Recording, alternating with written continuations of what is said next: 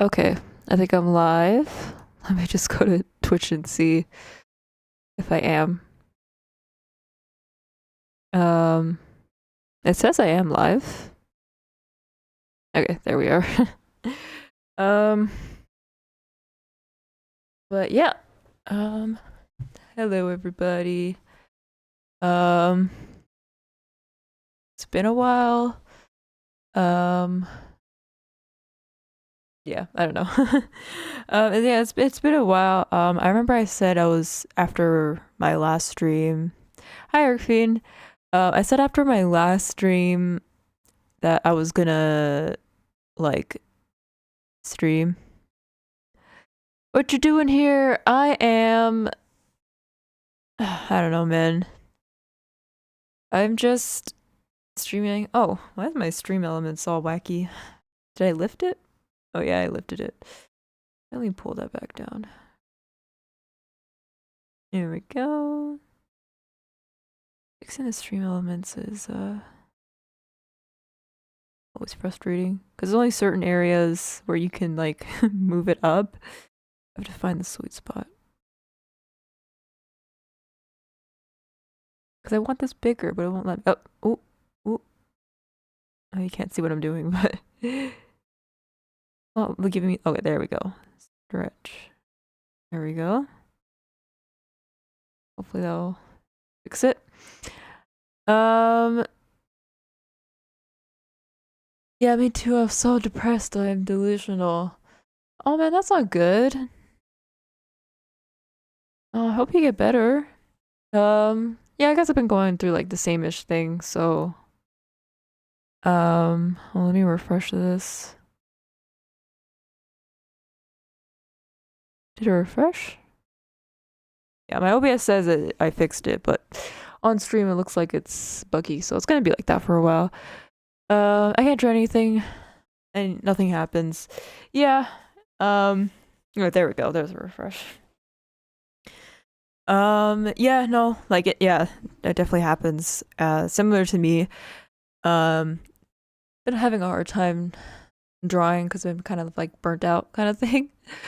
Um, slowly bouncing back, but it's been a couple weeks, so.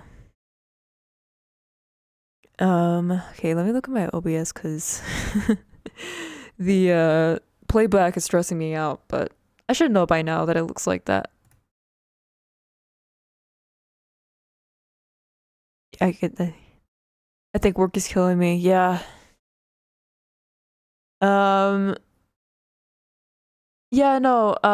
Yeah. Just like stuff has happened. I've been feeling kind of burnt out.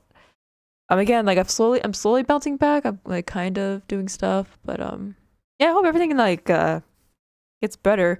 Yeah, with like depression and stuff, with like work and stuff, it strains you, but you'll bounce back. It's gonna be slow, but you know. Um, let me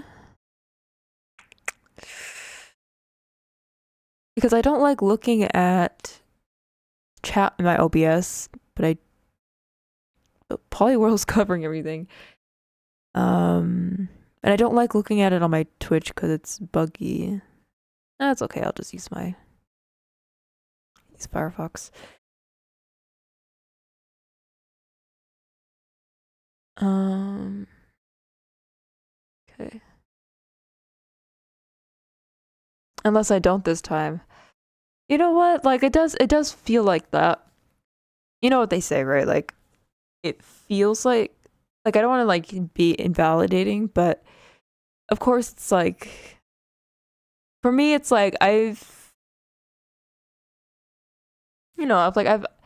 been through it before, so me knowing that I'm still kind of around, it's like well, I could still like bounce back kind of thing.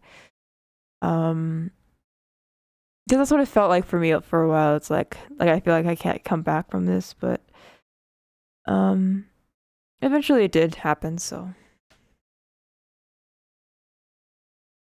yeah, but I'll kind of explain stream a little bit right now.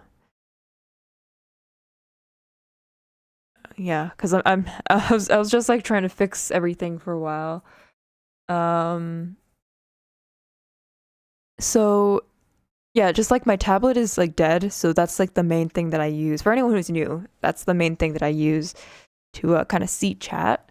And so it's kind of hard to do like art things um while I don't have the chat beside me because my entire display, like, it's just a laptop and I can't like split screen it to see chat. Like it's not, the CPU and the GPU is not powerful enough to do that, and my screen is not that big where I can do that and it looks fine, you know? Um so yeah. So I thought I'd just do just chatting because I'm also feeling a little you know. Um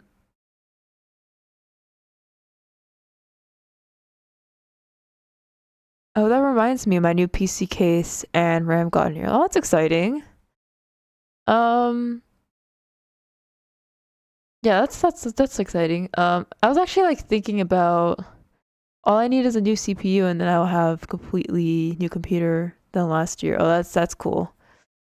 Um yeah, for me, like for computers, I'm not too knowledgeable how they work. I know a lot of people like to build their PCs. I would probably prefer just like a pre-built one because, you know, I don't know. I mean, I feel like everyone, because I see everyone do it, so I have a feeling that it's like easy. It has so much more space. Oh, that's cool. Um, but actually, speaking of computers, my last PC case, sorry, just something popped up. My last PC case, my GPU stretched across the whole thing because it had 3 fans. Oh yeah, oh yeah, for sure.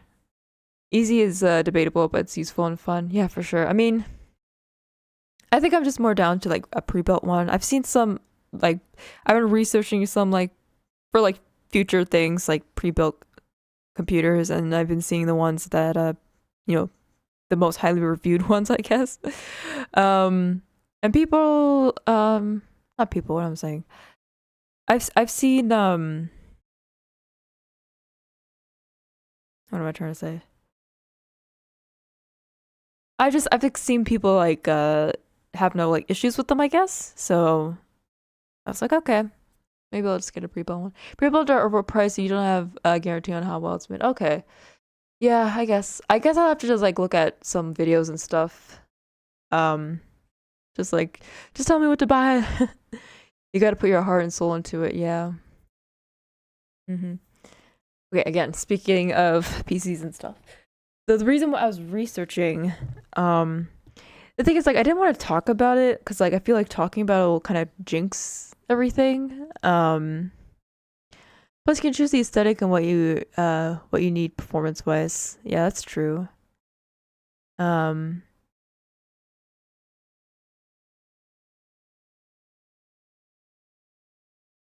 oh yeah. So like I've been saying, like I've been trying to look for jobs for like the longest time. Like I mean, who isn't? But I've been looking for jobs, and I've been like applying here and there, and like jobs will do that thing where like they'll contact you after a month of it's either they contact you a month after applying or they just don't say anything at all. And it's like, come on, at least like give me a an email saying like, hey, like sorry, we didn't want you or whatever. Or like, what's the professional way of saying it? We can't consider you this time, but please consider like keep applying and stuff like that. And so I've been mostly just getting ghosted. Hold on. Ooh, my wires are messing up my legs. Hold on. Sorry, I'm sitting kind of weirdly. Oh wait, my wire is tied up on my little chair thing. Hold on. Like the little chair pump. Okay, there we go. And this a job that I applied to like a month ago actually contacted me back. And they're like, "Okay, we'll have like a little group thing, quote unquote interview, I guess. Air quotes. I'm doing air quotes, but you can't see it. Um And so I have a little interview thing tomorrow. I'm kind of excited. Um, so that's why I was like researching because I'm like, oh, if I do get this job, like I'll definitely save up for like a better PC. So I've been just doing research on kind of like what are the best things to do. So I'm kind of excited. I mean, I'm not a believer of like jinxes, I guess, but who knows? Like maybe just talking about it kind of will mess up my chances, you know.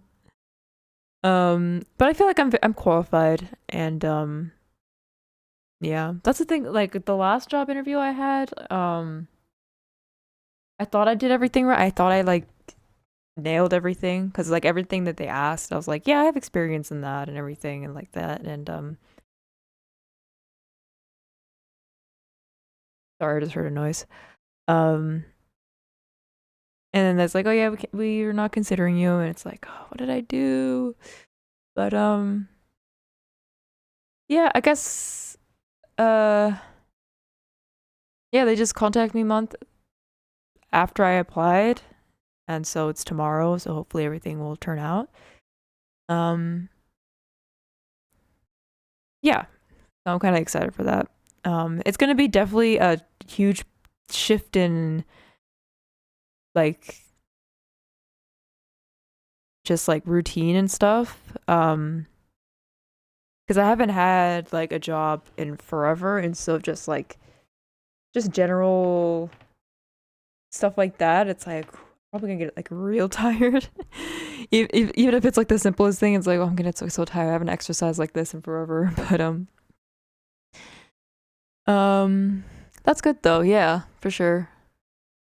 Because the last interview I had, like this was after like almost a year of like not getting anybody like saying anything at all. And so when I had that one interview, it's like I have to nail this. I gotta do this.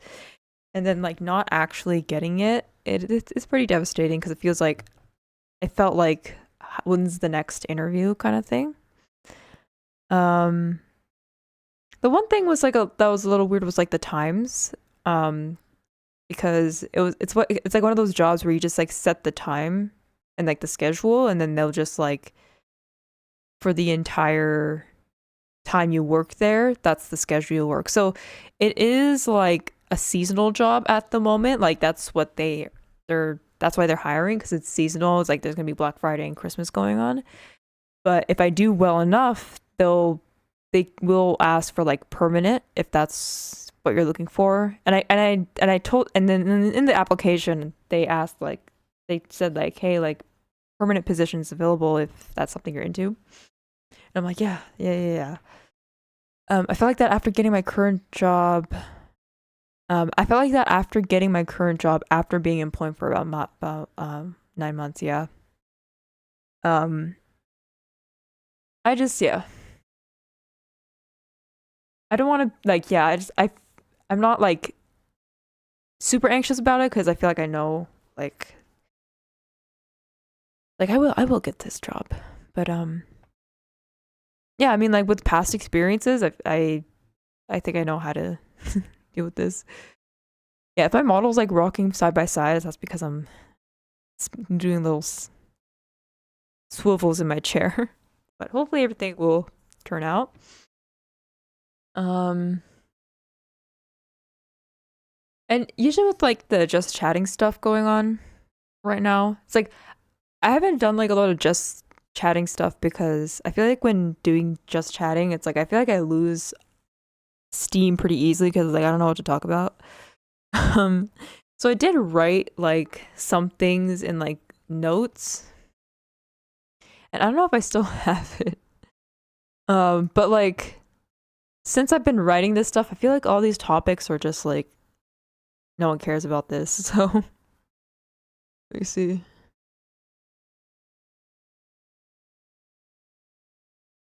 Oh, okay. Well, I guess I'll talk about this because I have a lot of experience in this quote unquote field.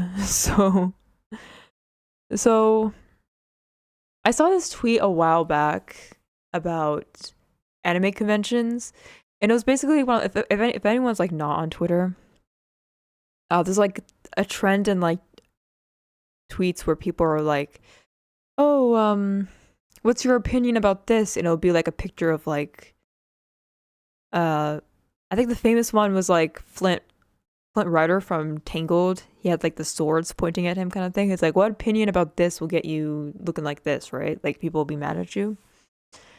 And so people are asking, it's like, what like anime con, uh, anime like, and I guess conventions in general, but like I guess anime conventions in this case. What's your like opinion that will get you like this? And I think it was like a picture of like Patrick when he was like in that zoo with like the shackles. Um, and I think there was just like one tweet where it's like this is not going to be like a crazy like debate. I'm gonna say I'm just gonna say like, oh, this is what happened. But we were talking about how there's too much like Genshin Impact stuff, and I guess I'll just say a hot take about like the Genshin Impact stuff. I think it's just kind of funny. Um, I think it's just kind of funny where it's like Genshin Impact. Someone who doesn't like Genshin, I don't want to see it around. Oh yeah, for sure. I mean, like it's infested like 80% of like conventions, pretty much. But like the anime convention here, like the most popular one here, which I take part in, um, yeah, it's like 90% Genshin, which I'm not mad at like the artists because like, hey, that's what sells, right? Like that's people are gonna spend money on that. So like I'm not gonna it's like that's their business or whatever. Um like, wait, did I set up this wait. No. Advanced audio. Oh, there we go. Okay. Okay, there we go. Ooh, wrong one. I opened my Clip Studio, but what I'm drawing is like I don't want to stream it. Okay, let me say this. I think it's just so funny that conventions that celebrate Japanese culture, the main thing that people dress up as or sell or celebrate is like a Chinese game. And I think that's just like, I don't think that's bad. I just think that, I don't know, it just makes me laugh because I mean, I guess you can think it's kind of like people are just associating the style of Genshin, and it's like, oh, that's anime. That's like that's like Japan, I guess. And you can like talk about like the politics about it, you know, like how it's kind of like Orientalism, yeah, Orientalism, where people are just kind of like seeing this Asian thing, and then just like, oh, that's just like Asian thing, right? I don't know. Every time I try to go like philosophical or like political in some way, I'm just like, oh, I don't know what I'm saying. That way I don't get like called out or whatever.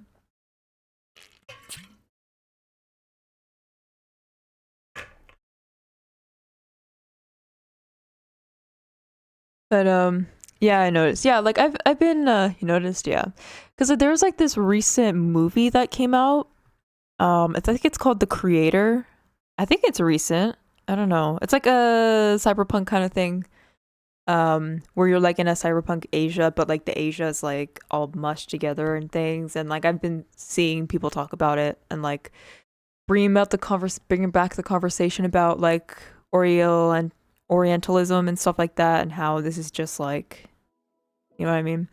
So it just kind of feels like that, you know, like oh, it's an anime style, therefore I'm gonna go to a convention celebrating Japanese culture with like a Chinese game. Which I mean, it's not that serious, I guess, because Genshin Impact, I think in general, is just a game that is supposed to be a mishmash of Asian culture, but more leaning on Chinese because it is a Chinese company and they have more Chinese characters, I believe. I don't play the game, but I notice a lot of the characters are Chinese or are part of some Chinese like what's the word? Like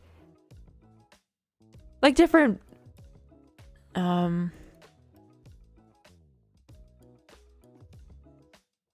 different types of different types of cultures within China. I think I'm just trying to say. I don't know why I'm messing it up. Cuz like for me, for example, like it's like I'm Indian, but I'm not like Hindu. I'm Punjabi kind of thing. So it's like it's not like India is just like this one same thing. It's like we have different types of like cultures and stuff. You know, like things like near like Nepal, there's like a whole different culture there, kind of thing. That's what I'm trying to say. But yeah, but because I mean it's popular, it's like anime eccentric, so you know, I'm not gonna be too like mad about it because obviously like I am Asian, but I'm not like the Asian that people that I should be like complaining about this because I'm like not really. I just think it's just funny. I just think it's like, okay, go off, I guess. Go off. But yeah, that is a conversation. Um, Especially with like I guess my next topic, which is a little bit more something I again I you know I talk about it on Twitter and stuff, but sometimes when you say it out of your mouth, it's like, oh, should I talk about this? But kind of like blending into that, I also wrote down that recently there was like this post I saw on YouTube because you know how like people just like put like a status post on YouTube, and there was like this news network thing. I forgot the name of it, but they were just talking about how they're just acknowledging or talking about, oh hey, by the way, Japan doesn't have gay marriage equality, you know, or just like marriage equality in general still, you know, even though there's a lot of people who really want that in Japan, they want marriage equality. Oh, let me drink some water. Well, let me get my little desk thing. Hold on. I had a little dragon thing. I like to put a. I like to put a plushie in between my desk and my torso. Or I don't know. My desk and my torso. So I'm not like bending over like a shrimp when I'm sitting on the desk. And so I was like looking at the comments, and there's just like a good like half of people that are like, oh man, like this really sucks. It's like out of all the countries, right? It's like, why is there no like marriage equality? Like it's kind of like, you know, it's like very basic, right? Like just like marriage equality. And there was a lot of people who really liked that there was no like marriage equality in Japan. They're just like those type of people where they're like, oh, good job, Japan. Just like keep going. Like just make sure they're not like equal or whatever. And I'm like, what? Huh? So I kept like kind of scrolling, and I'm like, what are they? Like, what else? Why? And then people are like, yeah, look at what happened to the West. Like the West is all messed up because of this. So if you just, you know, don't promote marriage equality, or not promote, like if you legalize marriage equality, like Japan is gonna fall or something like that. And it's just like, and this is something that I've been like seeing and looking around at for like a while on Twitter, because like things like you know, the politics in Japan kind of interests me a lot, and so I try to like see what's kind of going on there, and like following people that like live there, and like they talk about what's going on. And like it's kind of been like a growing trend of people who are like that, you know, very conservative and think like that they want to move to Japan because they have this perception that it's like this conservative country that like um I guess there's just like no like quote unquote wokeness in Japan or something. And so they like that there's no marriage equality because it's not going to be like the West or something like that. Um, and that's why I said like the topic we were talking about last time kind of transitioned to this one because I mean, from what I've seen, I mean, I don't think a lot of like Gen Z kids in Japan and stuff, like from what I've seen, are very open to talking about things like this and acknowledge that it's kind of not good to do this, not to have marriage equality. A lot of them understand like the social justice stuff coming from the West, like when like Black Lives Matter movement was happening, they were supportive. Like recently with like Gaza and stuff, there was like a protest in Japan for Gaza. And the thing is too, is like a lot of people were like really surprised that there was like there was like a march to support Gaza and stuff. Like they were surprised that out of all the countries that Japan would be the one to have, a march for Gaza supporting, Palestinians. And it's like, I feel like again that's kind of like with the whole like Orientalism thing, because they're kind of just seeing what they see in anime and shows. And I mean, you can go as far as like little YouTube shorts and stuff of what they think Japan is like, and thinking if they move there, like that's what it's gonna be like, kind of thing. And like from what I've seen, like, I mean, there's a lot of people who identify differently from male to female, male or female, and like the Japanese language too, like it's pretty like non-binary from like what I've seen. It's like you don't really refer to people as he or she, right? Like it's just you just kind of say, you just say this, like, you know what I mean? And it doesn't really refer to like a certain gender unless depends on the context, right?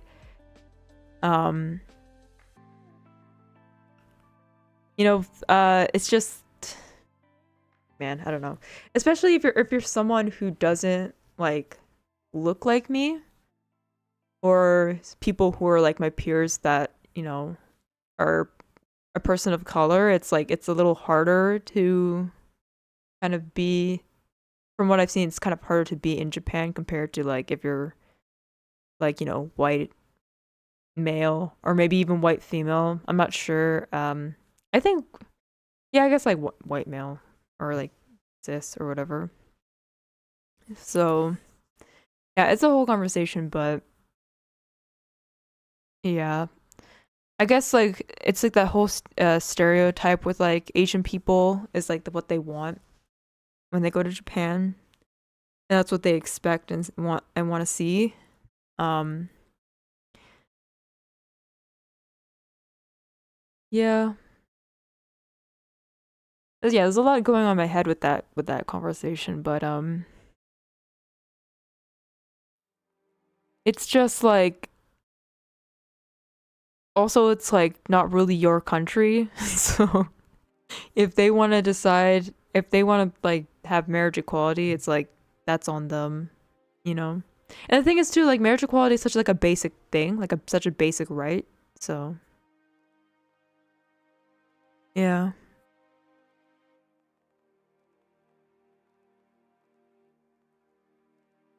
especially since there was that whole thing with like there was like a video of people, like this guy was like, oh, so like talking about like cheating and what's considered cheating and like having affairs, and that in Japan it's like it's pretty common to like, even if you have a boyfriend or like a husband or wife or girlfriend, that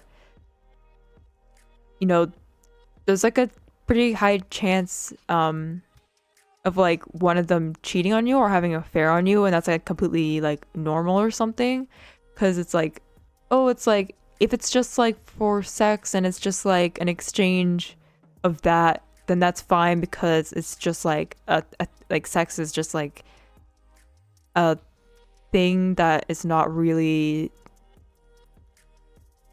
um or like it's confused. Like I get confused talking about it because it's like when I listen to this, it's just kind of like I can't even put it into words what they're trying to justify.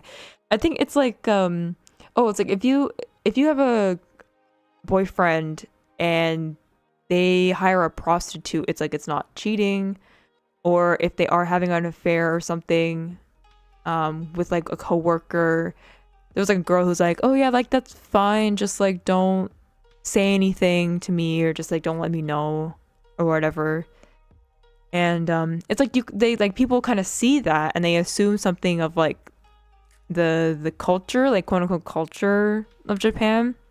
And it's like, oh, like I want to go move to Japan now because I can like have affairs on people and not get like caught about it or like just freely do it. And but like that's not all of like Japan, right? Like that's just not, because it's just like a video, right? Like you can't just assume, you know. And like considering that like usually in Asian countries, like it's very like favored towards the men. I guess more favored towards the men very openly, I guess. It's like yeah, I don't know. Um so a lot of people who are like yeah, who are very like conservative like that find that moving to Japan is like one of their things that they want to do because they want to escape wokeness, I guess. I don't know, like I can't even like say something about it because like I can't put it into words. They can conserve these nuts. Got 'em. Yeah. I feel like I have to write a script in order to like do some research in order to get my thoughts across. But no, I recently watched some videos. This girl was sharing her experience like in Japan. It was just like it was absolutely terrible. And again, in like Asian culture, when bad things happen to you, it's like it's really hard to talk about it and like the whole like especially like in Japan, like accusing someone of, you know, like sexual harassment and things like that. It's very tricky because either nothing's gonna happen to of it, or if you do get someone in court, like you're gonna lose everything. You're probably gonna lose the case. It's like there's just nothing good out of it. So it's like, yeah. I mean, you can almost say it's like a culture almost. Because it's like they like usually like with Asian countries, I believe in like Korea and like Japan, this is more commonly talked about. Um, but things like when it comes to like foreigners, it's like they would assume that like they're more down for uh like sexual activity, I guess, because of their perception of what foreigners are like or like certain races of people. So like they feel like they can just come up and like touch them, pretty much assault them and think like they're okay with it because they just see in like um in Western media like, oh, they just are just more into this, so like I don't know why they're being so resistant or saying no or whatever. Um yeah, it's very weird like that, but again, not all people. That's just what I've seen. That's what I've heard from experiences of foreigners in like Japan or Korea, what they experienced. Um yeah, it's very like I remember someone saying like Japan is like it seems very advanced, but like when it comes to like mindset and stuff, it's like it's still very like conservative. But again, a lot again like from what I see, a lot of like millennials to, you know, Gen Z people are very again aware about these. Like I saw a tweet from someone from Japan. It was like it was written in Japanese, but like with translations.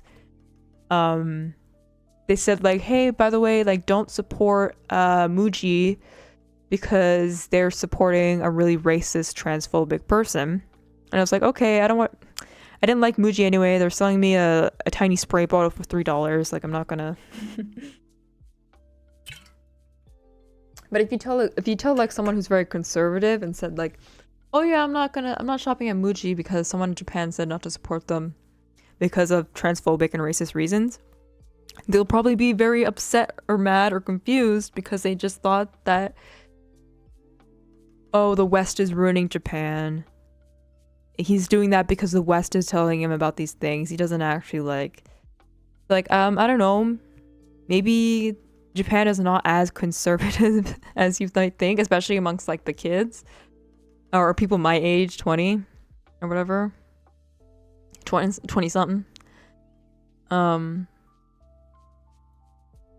As even like for like dress codes and stuff, it's like dress codes like yeah, pretty conservative, but it's conservative because guys can't like keep their hands to themselves, and if they do touch you, they can always use the excuse of like, oh, it was what she was wearing. What do you do? What do you expect me to do?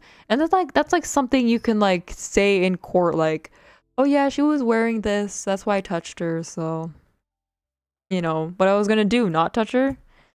Like she was asking for it, kind of thing. Like that's how kind of backwards some of these people, some of this, not people, some of these the society thought is. Um, and it's not like everyone like dresses conservatively. It's like I've seen like videos and people like wearing whatever the hell they want, you know. So again, it's not all, but I bring that up because when people like conservative people see those videos and they see that, they're just kind of getting a snippet of like what they think about the culture there, you know, even through like anime and stuff and like the little TikTok stuff, shorts. It doesn't like, or TikTok shorts, Instagram reels, what am I saying? TikTok, YouTube shorts, Instagram reels, like those things. It's like they're getting a little like snippet, but they're not getting like the whole picture of what it's like actually like to be there. For me, it's like all I know is that like if I'm gonna be there, I'm gonna work a 9 to 5. You know, I don't got that YouTube money. I'm probably gonna struggle to make friends. I'm far away from my home country. I'm probably gonna be like all miserable because I have to probably live near Tokyo, and it's gonna be expensive. And you're just gonna live a regular life, but you're in a country where it's like you kind of know the language a little bit, but you can't really get by. It's weird. I mean, I like talking about it because again, I am kind of interested in like the whole culture in Japan and stuff because I've, you know, been around it for a long time. And I kind of want to know, right? Because with like the politics and stuff, I feel like it kind of keeps you like grounded and like seeing what it's like there and not just assuming through like anime and stuff like that, or like what's going on. So, but yeah, it's kind of sad that there's people like that out there. Um, and it kind of shows, especially with like a lot of cyberpunk stuff, where like initially like Blade Runner, was kind of like a man that wasn't like Japanese or Asian, you know, in general. Um, you're kind of seeing it through the life of like a white person.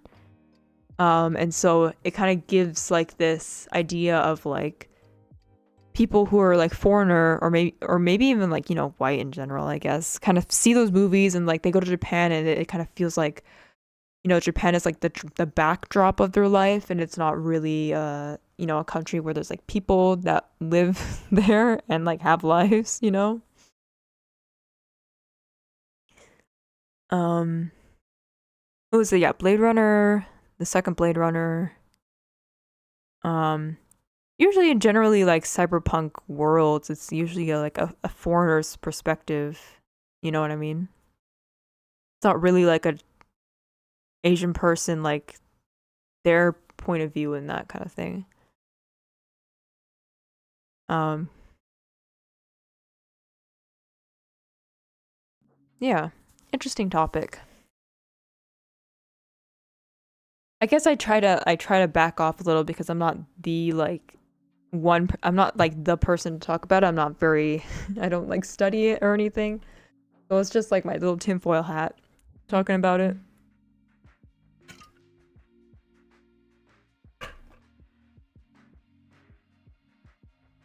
Um,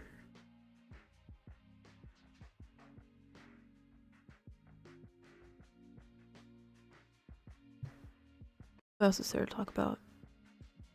Oh yeah, the stuff I've been drawing. I've been pretty confident about doing some like artist alley stuff and like trying to do merch again. So I've been like drawing some stuff. By the way, that's all I pretty much wrote about. That's all I pretty much wrote in my little just chatting notes here. I'll try to refresh it and like put in some new topics.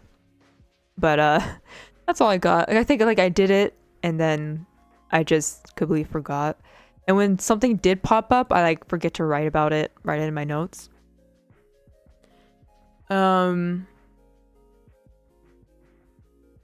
Yeah, so I've been doing like pin designs and I've been looking at places to get like merch done and like what the best places are. And like I have this one place in mind and they have a lot of options for merch and I have like so many ideas.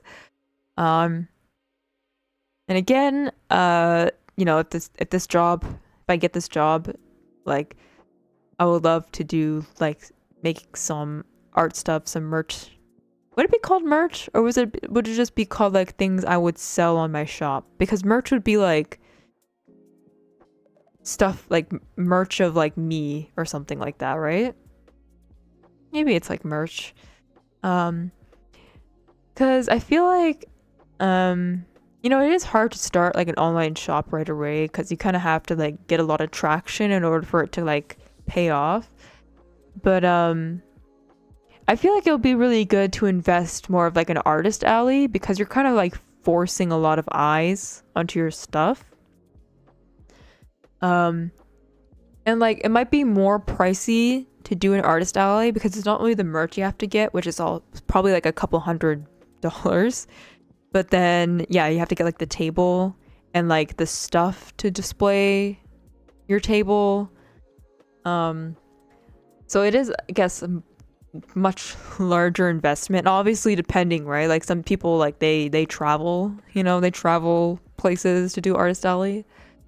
But I feel like it's more worth it to like do an artist alley first thing instead of just like, okay, let's like put this on an online shop and hopefully something would come out of it. But yeah, I'm kind of excited. I'm like, I have them open right now. Obviously, they're gonna be Vocaloid pins because they're gonna be Vocaloid pins. But this is technically my third time attempting this. My first time doing an art thing was terrible. My second time doing an art thing it wasn't that bad, but like again, just nothing came out of it. And with those two things, they just don't reflect my style anymore. So, um, like I'm just not selling them. Like I literally just have them sitting in my room. They're just gonna be collecting dust in my room. But you just keep going and you keep trying and you keep trying to do things. And I feel like for the third time, I just kind of want to go all out. So that's exciting. I have like ideas for pins, shaker charms, CD charms, some stickers. And I think that's like the hardest thing for me right now because it's like, how do you decide whether something is a pin or a sticker? Because pins will be obviously a little bit more pricier than the stickers. But how do you decide which one is a sticker or a pin? Because I'm thinking of just doing like there's like this option, the place that I'm looking at, there's an option for metal pins. So like you know how if you get like an acrylic pin, it's just like the clear acrylic, but like just to keep the theming going, they have like a metal option, or like not a metal option, like a mirror option. And I think that would look so cool. Metal you can have it as like either a keychain or like a pin.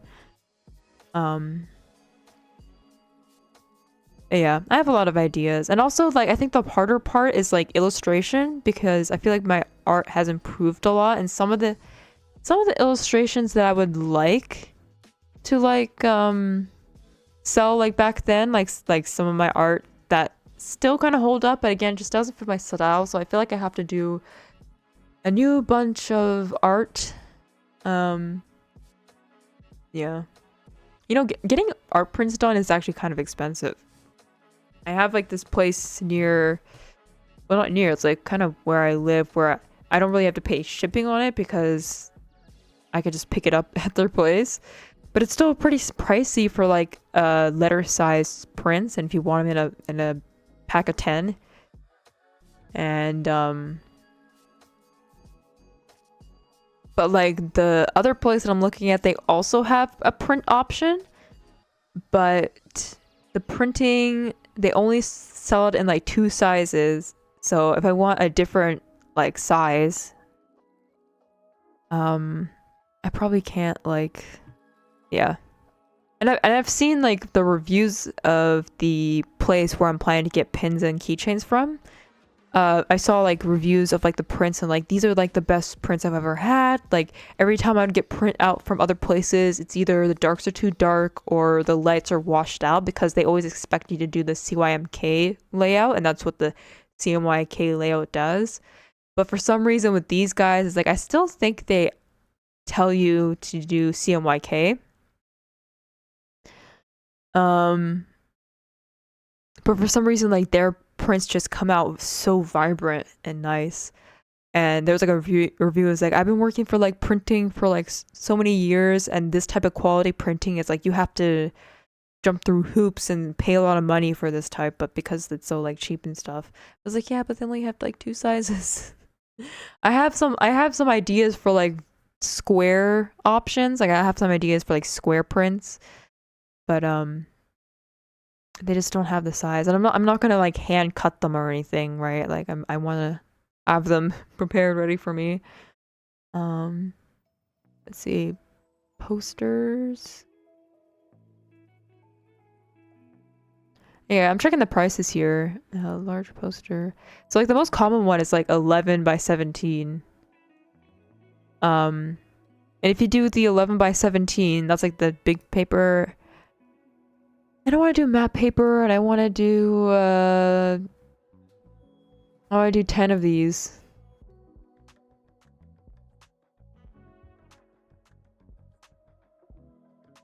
And then they have a time frame thing where it's not letting me switch to like a different time day. But it's like 108 for like 10 11 by 17 matte paper.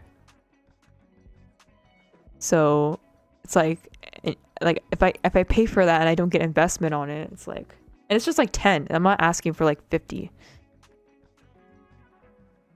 And then just like the regular posters. What, I'm trying to look at their 8.5. 8.5 by 11. I want I just want 10. Well, the most minimum they have is 50, but 50, yeah, 50 is like $50, which makes sense. But yeah, I mean, it's still pretty pricey. And that's the thing too, it's like, hey, it's been very long. Hi, Toasty Pineapple. Sorry, I was just like going on shopping while I'm streaming. I don't know what I was doing. But hi, welcome back. Oops, my thing buffering? Yeah, sorry, I was looking at stuff here. No, I was just talking about like doing like merch stuff, and just like looking at like prices for like just getting art prints done, and saying how like it's still very pricey. So yeah, I was like checking to see like how expensive it was, but yeah. Are you okay, Toasty Pineapples? Yeah, it's been a while.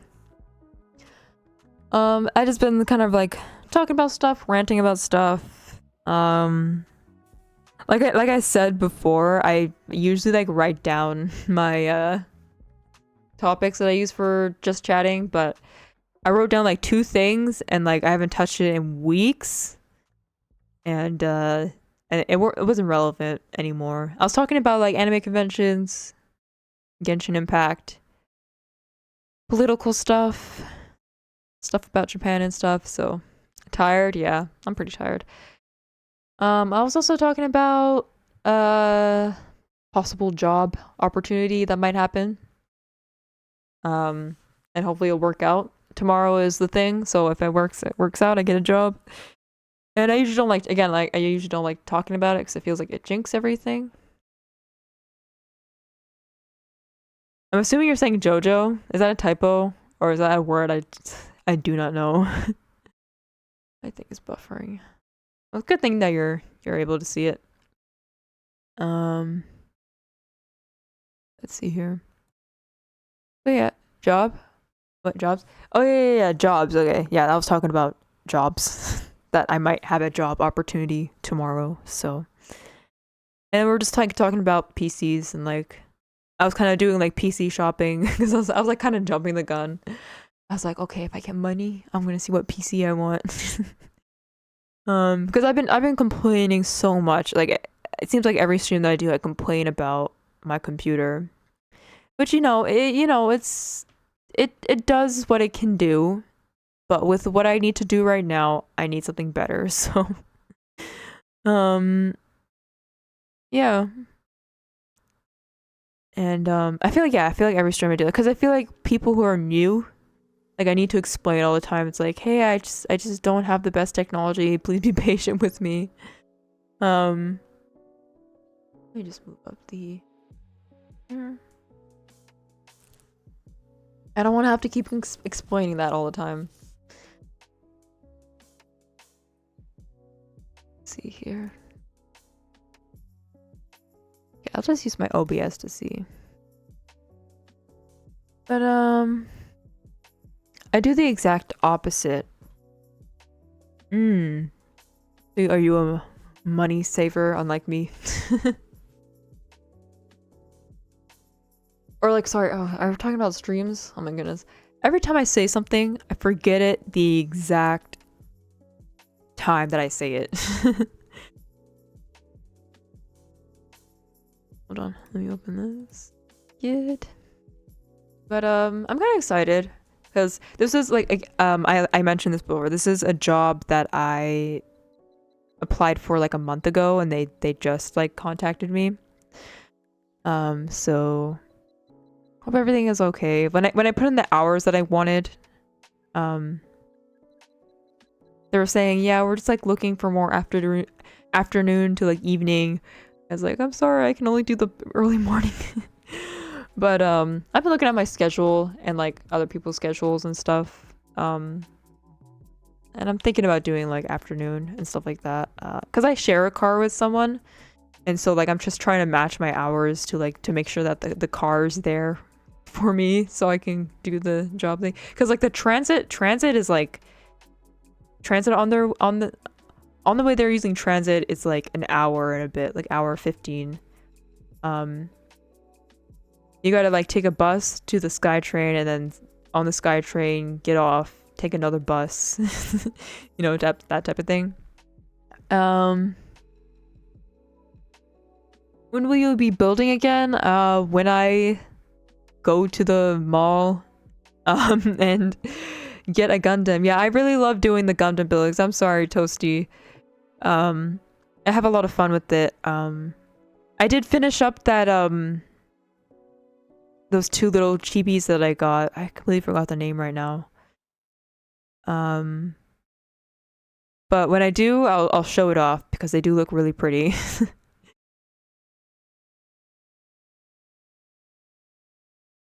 Let me just refresh this. Yeah, it's buffering. But yeah,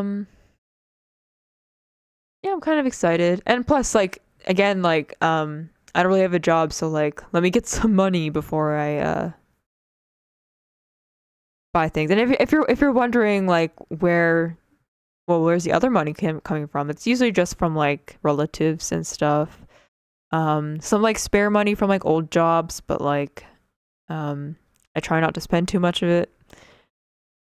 And like the mall that I'm talking about is pretty far away, so um it's definitely like a trip when I go. It's not like a little 10-minute drive. Yeah, I know. I'm willing to do some more hand can stuff anyway. Um Also, like I've mentioned before, I just don't have a lot of room for Gundams. I'm like losing a lot of room. I think I literally need another shelf, like another thing to put stuff away. Um, because at this point is like I'm looking around. I have no idea where to put them. I do have like this desk here that has some room, but it's not the most stable thing. So I'm gonna just not put it there. But I was actually looking at like old coloring sheets, the old coloring sheet that I did for like a couple of streams like a while back, and I realized I haven't actually finished it.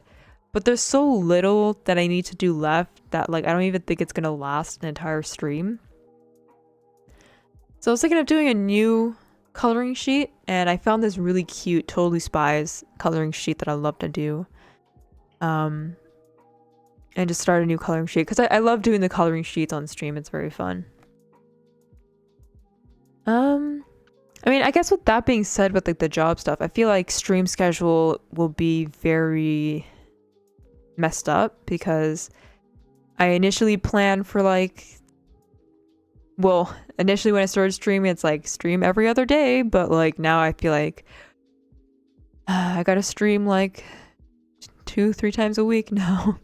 And I feel like the job will help me like get me to stream because it's like now I actually don't have time, and when I do have the time to just like seize that time to stream. But the hours I chose for the job, it's like I'll be back in the house at like early afternoon, so I'll be able to get like things done. And like be able to stream at night or something like that. I don't pose all my Gundams. Oh, do you just like stick them in the box when you're done and just like store them away? It's like, okay, that was great, and then just like on to the next one. That sounds pretty. You're really into the craft. You're not really just like, you don't like to show off your Gundams.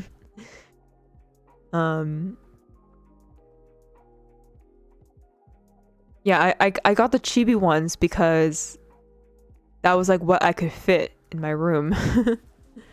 Yeah, I mean, I could probably put them somewhere else.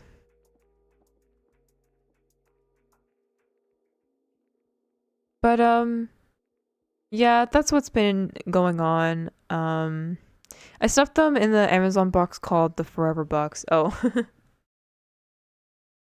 The and then like when people like ask about it, it's like, okay, like these are my Gundams, and they just like put them back in the box. For me, it's like I love displaying and putting up everything that I get. Like sometimes I would get like clothing tags, and I'd be like, ooh, let me just hang this on my little door hanger. Like I try to like try to make use of like everything that I get. So if I see like a cute, if like the packaging of something is really nice, I'll like keep the packaging. It's like, oh, I can use this. I can like put this in like my sketchbook maybe, or like they'll never see the light of day again. Oh my god. I mean, yes, like sometimes having Gundams out is kind of stressful because like what if you knock it over kind of thing. But oh my god, I remember telling the story about when I knocked over a anime figure that I have. Devastating. Oh my goodness. I still think about it to this day, even though it's like kind of fixed now. Every day I look at that anime figure and I'm like, one day it's gonna fall again, and I think I'm actually gonna like snap if if something happens. It was so stressful. Yeah, anime figures are just like so expensive, so like if anything happens to them, it's like so painful. And like the figure is like pretty like unstable. Just kidding. I only use them for Gunpla customs. Oh, so you do just like build them? You just like build them, and then like when you need to use it for customs, you just like pull it out and like dismantle it and stuff like that. Cause I always wondered how they worked, like how people do like the custom stuff. Cause I'd imagine like when you're doing Gunpla, um, like you would get a hang and you would kind of get used to how all the parts are like, and so like that's how you make customs because you know how a part works. You know what I mean? Because like sometimes I get confused. Like if I'm watching like a Gunpla building video and they go to the parts like okay, time to take the parts out. Those that don't post the best, I put them in the forever box. Oh, I see. Yeah, that's me. Sometimes if I get something, it's like I don't throw it away. I just like keep it somewhere in the closet. As long as it's in my room and it's in my possession, it's like I'm fine with it. Cause I watch these Gunpla building videos where like they start cutting out the um they start cutting it out, right? It's the parts. I forgot what the thing is called. They start cutting out the parts and they just like cut the entire thing out and then they put it in a box and they separate them. It's like okay, time to build it. And I'm like, for me, it's like I go instruction by instruction. So like when I cut one piece out and I finish that instruction, I go to the next and then they tell me, okay, cut this out, and then I cut it out and build it.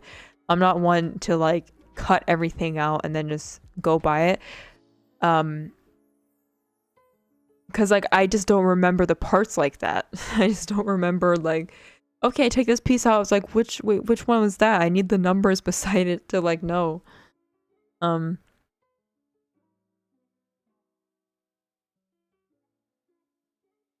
yes. I need to drink some water. But I would love to do more Gundam.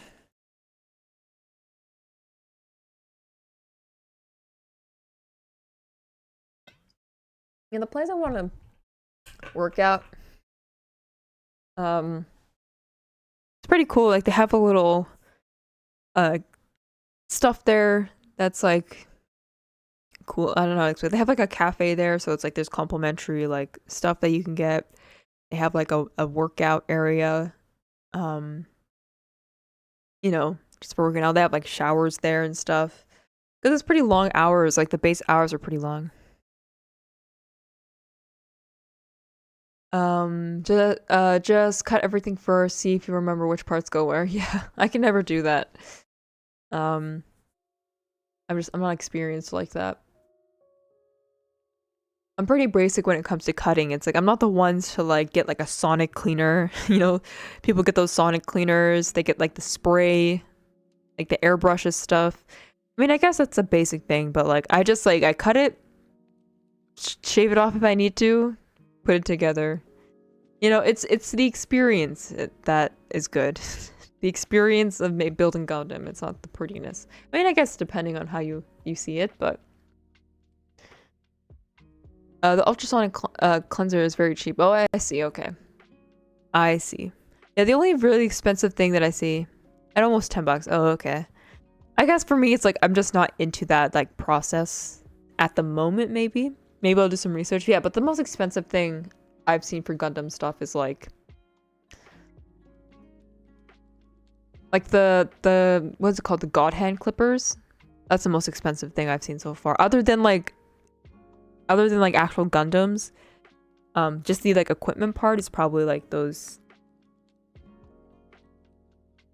clippers. I think they're called the God Hand ones. Yeah. Of course, yeah.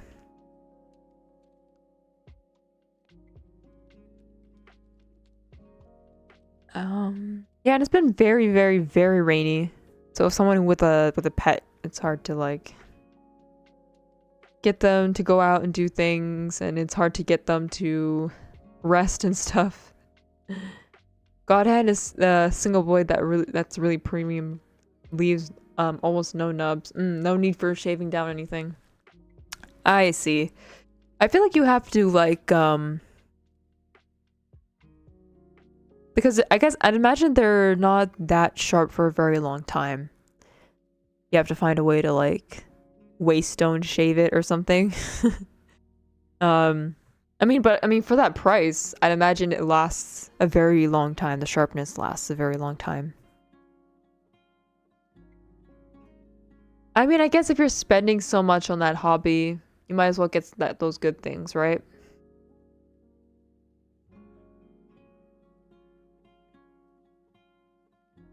I mean, other hobbies I have, like, again, like anime figure collecting. I like collecting anime figures and stuff. You just need to know how to care for those nippers, yeah. I'd imagine someone with like a waiststone just like shaving it down. Ooh, sorry, I hit the mic.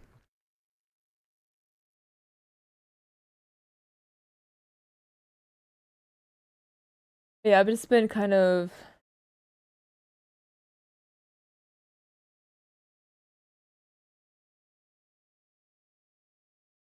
Sorry, I ran a blank. I was just kind of like looking around and seeing,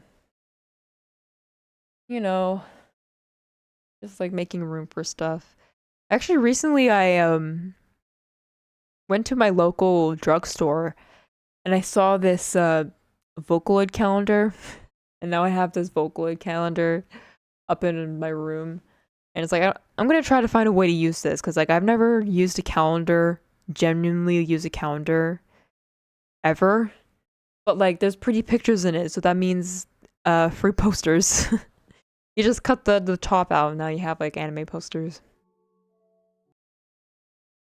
But yeah, I'm really excited to show some like prototypes for merch and stuff because I think, you know, I think they look really cool, and it's a reflection of kind of like my style now.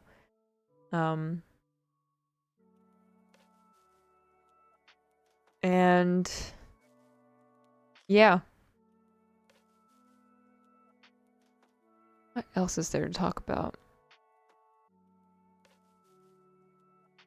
Oh yeah, I don't know about you guys, but at least in Canada, the weather now, it just gets dark by like 4 at most, like 4:30. It gets pitch black dark at like 4:30 to 5. Um so it's like so hard to do anything. I remember my sister was telling me, she's like, I want to like after I went like grocery shopping, it's like I wanted to go to the mall and get something. And it was like 5, so I was like, okay, I mean like, you know, the mall is still open.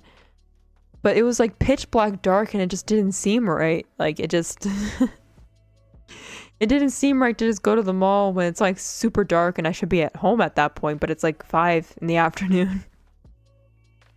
Yeah, it's like you get like really tired and it messes with your sleep. Um but like I do prefer colder weather. I kind of can't wait till it like snows. Snow is like my favorite. Like snow is like very frustrating, but it is one of my favorite like parts of the winter season. I do really like snow. Just like snow, it's like you see things like drop from the sky, but you just don't hear it because it's just it doesn't have that type of weight, and it's just like everything just gets quiet. Which Gundam do you plan on buying next? Yeah, I'm just probably gonna go for like a high grade. Um, I'm not really sure. Just something small like that. I do want to go big one day, but I just can't right now. I don't really have one in mind, like which one I really want. But I know I want something high grade like that.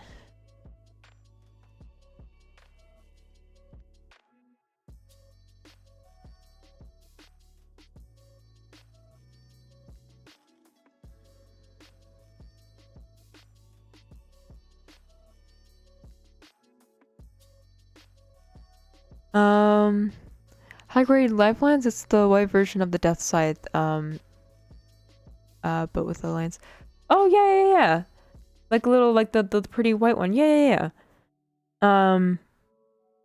yeah. Yeah, maybe that. If the store has it, if I can find it. Yeah, that'd be nice.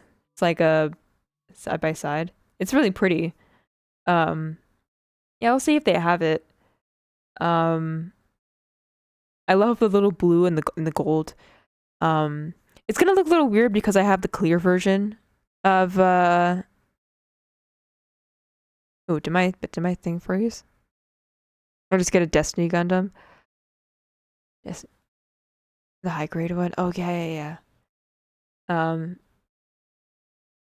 yeah, I have the clear Death Scythe, so I don't know how weird that's gonna look right beside the live lands. Um,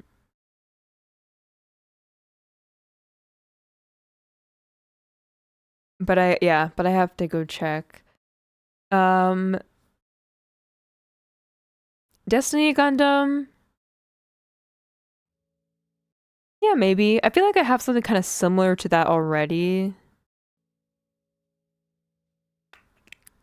But it still looks kind of cool. Yeah, I think with the wings, it might take up a lot of room. But I really like it. I really like the look of it. Yeah, a lot of choices. A lot of choices. Other than that, I finished up Psyche K, which I know is like an old ass anime, but you know, I have a hard time keeping up with anime nowadays. I even recently heard that Attack on Titan just ended, which wow. I watched the first season when I was like 14 or something like that, 14, 15 years old. And now it's ended. Man. What the hell is that? Psyche K? It's like a comedy anime from like 2016, 2017 that I haven't watched until like a couple months ago. um yeah.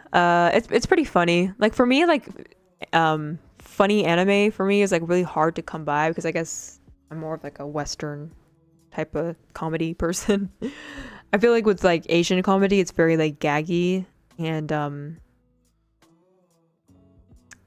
yeah, it's just like it runs off of like gags and stuff, I guess. I prefer horror movies. Yes, like I think you've mentioned that before. Horror movies. Oh, my phone charger, sometimes it just falls out of my falls out of my phone. It just can't grip on. Yeah, but I heard Attack on Titan. I heard like a lot of people are very, very conflicted with the ending of Attack on Titan. Which, from what I hear, because I just like spoil it for myself because when Attack on Titan came out when I was like 13, 14, it was I originally watched it on Netflix. That's why I'm gonna explore a haunted house part of Singapore and build a kit there. Man, you're dedicated, dedicated. And now that I think of it, I can't even think of like horror anime. Now that I think of it, maybe there's like anime with like scary elements to it, but it's not like horror anime. Maybe it's like on the tip of my tongue. I just can't like think of it right now. Horror anime. I mean, it's just like Junji Ito stuff. Devilman, yeah. Uh, Yuri Uko Chan. Oh yeah. Yeah, like something example is like, oh, like Death Note, but like Death Note is not like a horror anime. It's just kind of like has like spooky elements to it. A lot of people are saying Junji Ito. I mean, like, don't watch anything. Like, read the books, of course. Devilman is more gory. It's like, yeah, it doesn't like scare you. It's just kind of like, okay. Um, and like a lot of the horror stuff, it's more like manga, I guess. It's not really anime, though. Because every time I look at an example, it's like, oh, Junji Ito, but like, Devilman is shock horror. Yeah, I guess so.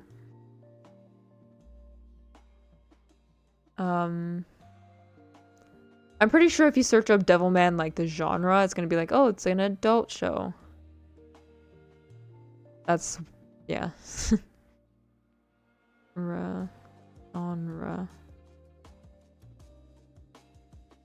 Yeah, Devilman is apocalyptic and post-apocalyptic fiction, dark fantasy kind of thing. They don't really describe it as. It's rated 21 here. Oh, in Canada, we're pretty laxed with our ratings here. So like, it's probably like rated 18 where I'm from. Let's see. Yeah, I remember I saw a post of, I didn't like watch it, but like a lot of people talk about like analog horror and how like analog horror has like a hard, what was it? It's like one of those horrors where you can't really adapt it into movie or TV show kind of thing. Maybe TV show, but like movies probably not. And it's like it's kind of like a horror that exists kind of only on the internet, that kind of works on the internet. But yeah, like Mandela Catalog, yeah, for sure. Mandela Catalog, for sure. I feel like does not work as like a movie or a TV show. It has to be like an internet thing. I think my favorite one. I think my favorite one was like the OG original, like quote unquote internet analog horror was the one that the guy like he was like I forgot what it's called, like a splunger or something. People who go into caves. I think it's called like Tim the caveman or something.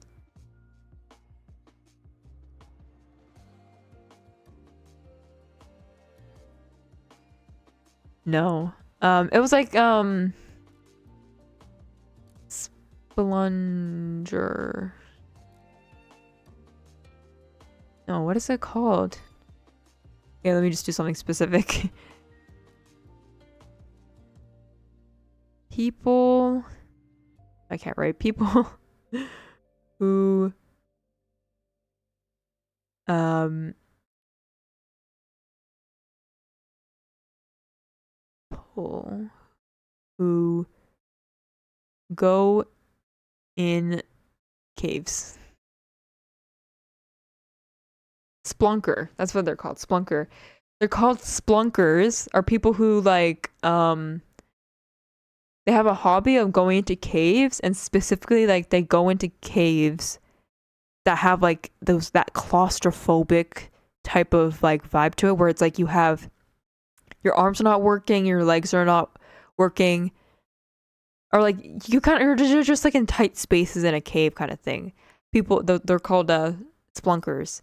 And there's a horror um where it's considered the first ever like internet horror thing. Um Horror. Let me see.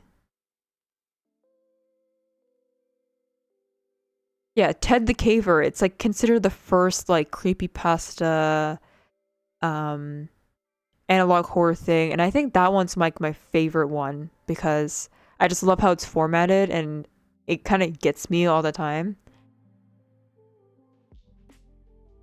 Ted the Caver, yeah. Um I mean, not to like the whole story about it too. It's like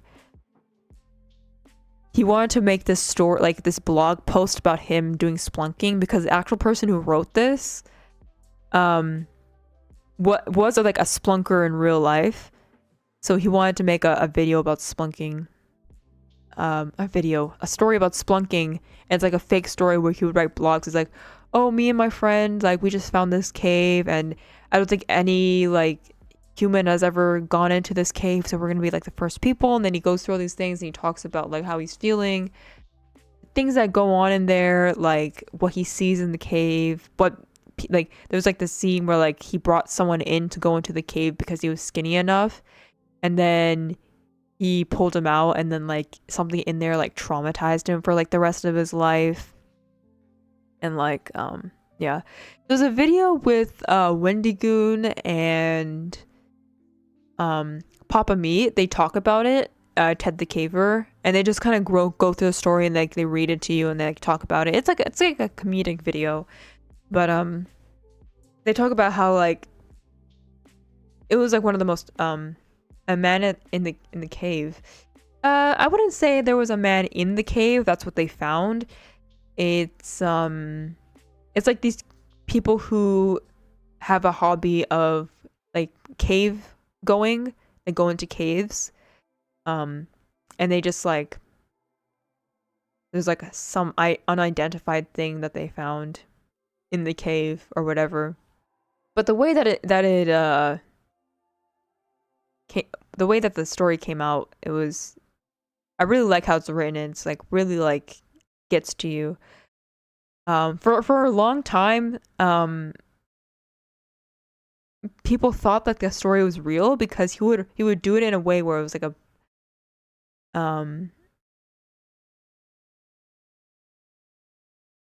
he was doing it in a way where it's like every week he would say like a blog post. It's like, yeah, I found this cave, and then the next week it's like, okay, we went to the cave, we went back, this is what we felt. And so it was kind of like people thought this was like a real thing that people were saying. It's like, oh my god, like what did he see in that cave, like what happened to them, things like that. Horir I've never heard of. Mr. Bowen I never heard of. I've heard of Nick Crowley. I've heard of him as well. Oh, I realized my model is kind of off, I think. Oh yeah, it's kind of off. Hold on. Oop. Okay. That looks better.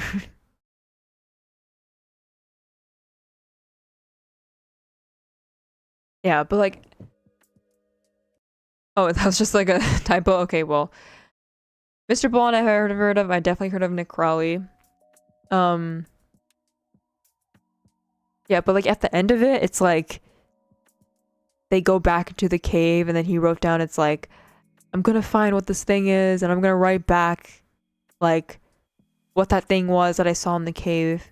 And then like after he wrote that blog post, it's like there wasn't any blog posts after that, so people assumed that like he just like died or whatever. But it wasn't a real story. I think for a long time no one has had like an explanation of like how it happened. Like people just thought this was like a real person that experienced something. But this was like in the beginning of like when something like this wasn't really real, I guess. Like creepypastas were just kind of starting. What year is it? Let me see. Yeah, 2001. 2001. It wasn't this was like new. 2001. Oh my goodness. I was like a baby.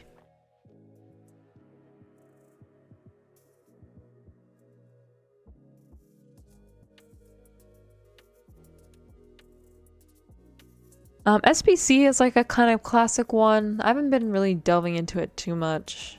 What other horrors are there?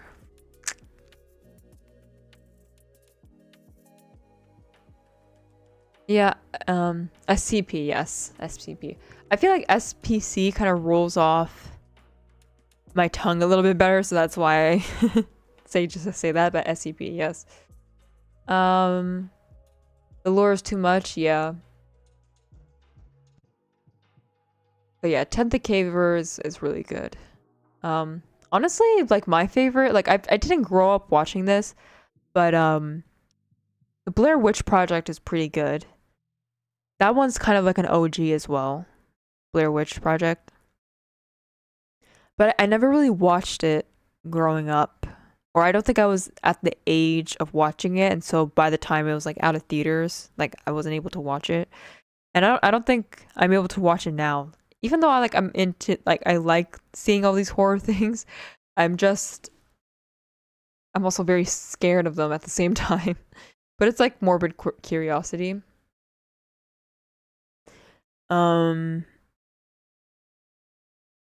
Yeah, Blair Witch was an OG because it was kind of the first movie to kind of do that whole like I'm gonna say one of the first because I'm not sure, but it was like I'm gonna say yeah, one of the first. One of the first movies to do that whole like hand cam hidden found footage thing. And then when the movie came out, like, well, the advertisement for it was like they're putting up like missing signs of like the actors, and they're like, hey, and they made like that website, like, oh hey, these people are missing. Have you seen them? The found footage, yeah. And then when the movie like came out, the actors and the actresses, they didn't reveal who they were or what their names were, so like they were just kind of anonymous. So it made it felt like, oh, this was a movie, this was like real footage that was like found of something, you know. I think the actual Blair Witch Project website, like the advertisement that they did, I think that website is down. You can probably use the Wayback Machine to watch it, to see it again.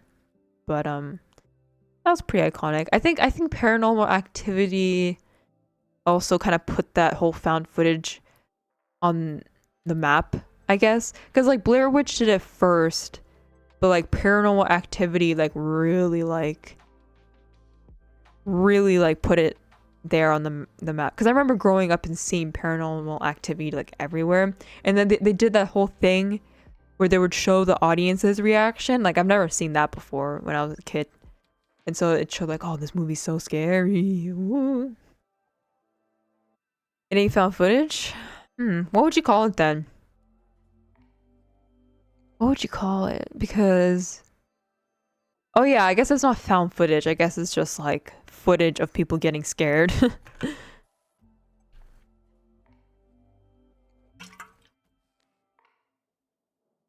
But I personally haven't watched them myself, so again, too scared to watch them. It's just security footage. Oh yeah, that's true. But yeah, that was considered like the scariest thing growing up, Paranormal Activity. Um and yeah, I had like Saw growing up around me, but it's only recently I've kind of watched those. My sister started watching those movies, and I've been like seeing it. I think I've only seen the first one. Um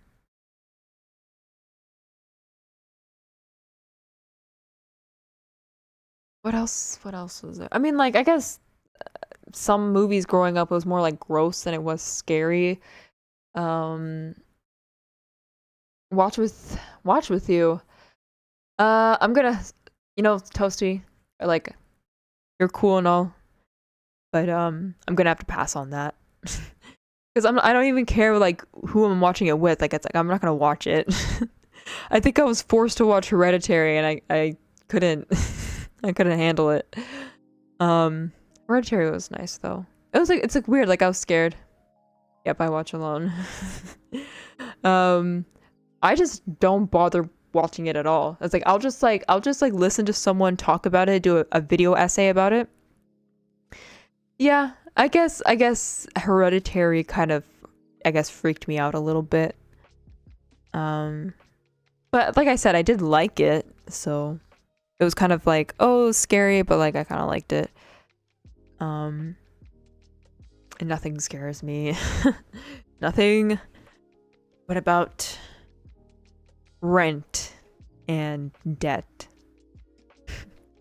What about that? Oh my god, even my sister, like, not my sister, my cousin, she's like a very young Gen Z, and she was talking to me about like, she was telling me like, oh, what was that like clown epidemic that happened in like 2016? And I was like sitting there like, oh right, you were way too young to know what that was going on, because she saw like a video on it on YouTube, and she's like, yeah, like, was this real? Like, did you experience this? It's like, I was like, oh, I the killer clown BS, yes. I was like, well, I haven't personally experienced the clown thing, but there has been like clown sightings in my area, but I just never approached a clown. I remember when people were talking about it, I was like, is this like an advertisement for a movie? Like, what the hell is going on here? And I honestly like don't even remember what prompted people to do that. I don't know, was it coming out at the time? And I don't even remember. But she was telling me, it's like, oh, I forgot there's people who are too young to understand what was that. I remember even talking about like the Brony fandom with her, because that was a thing that happened that I'm fascinated with a lot, because I actually experienced that growing up. And I told her, I was like, because she's into like watching like video essays and stuff. And it's like, yes, watch this video essay about bronies, and this is the thing that I grew up with. It still fascinates me to this day. Nope, just mass hysteria for sure. Yeah, I mean, like, these people were dedicated. They were like walking up and down on highways. I remember seeing one video. It's like, oh my god, I know what that highway is. Bronies. Yeah, I know. That was like, I remember being part of that. And I remember that vividly because I was kind of like, part of it. So even like explaining that to her, it's like, yeah, there's a time where adult people were into bronies. Or not into bronies, into ponies. Call themselves bronies. And I had to explain that to her. I would run straight into those goofy clowns. Yeah. I haven't experienced. I remember one time, like, because Halloween was approaching, and a lot of people were like, hey, like, just don't dress up as clowns. It's gonna mess with people's brains or whatever. And I did remember seeing somewhere in my neighborhood someone was dressed up as a clown. But yeah, there was just a lot of clown hate.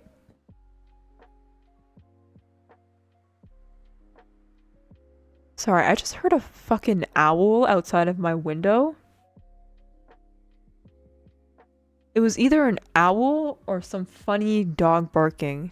And all the neighborhood dogs I've heard, I've never heard that sound in my life.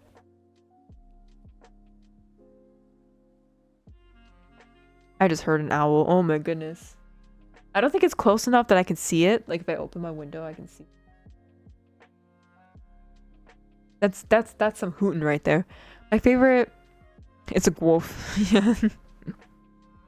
My favorite part about the clown mass hysteria is those videos of people fighting the clowns back. Yeah, for sure. Because they're just people, right?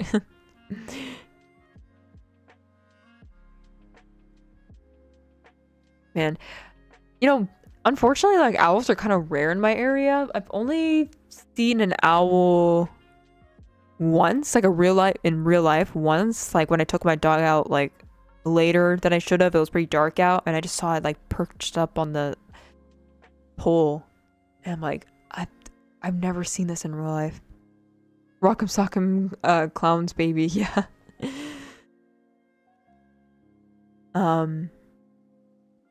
And then the other time I technically like experienced an owl was like when, oh,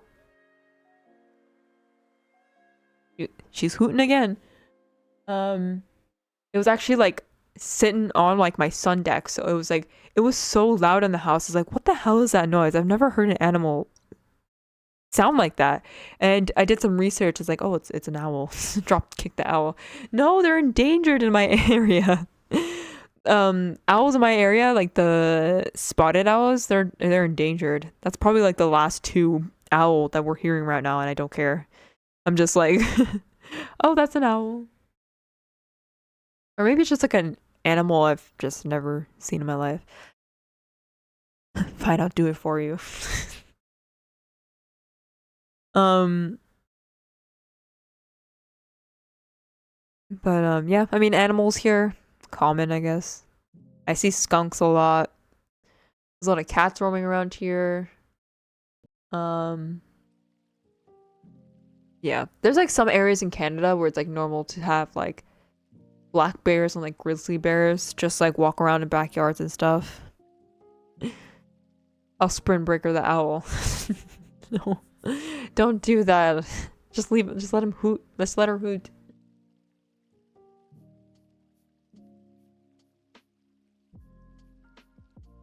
But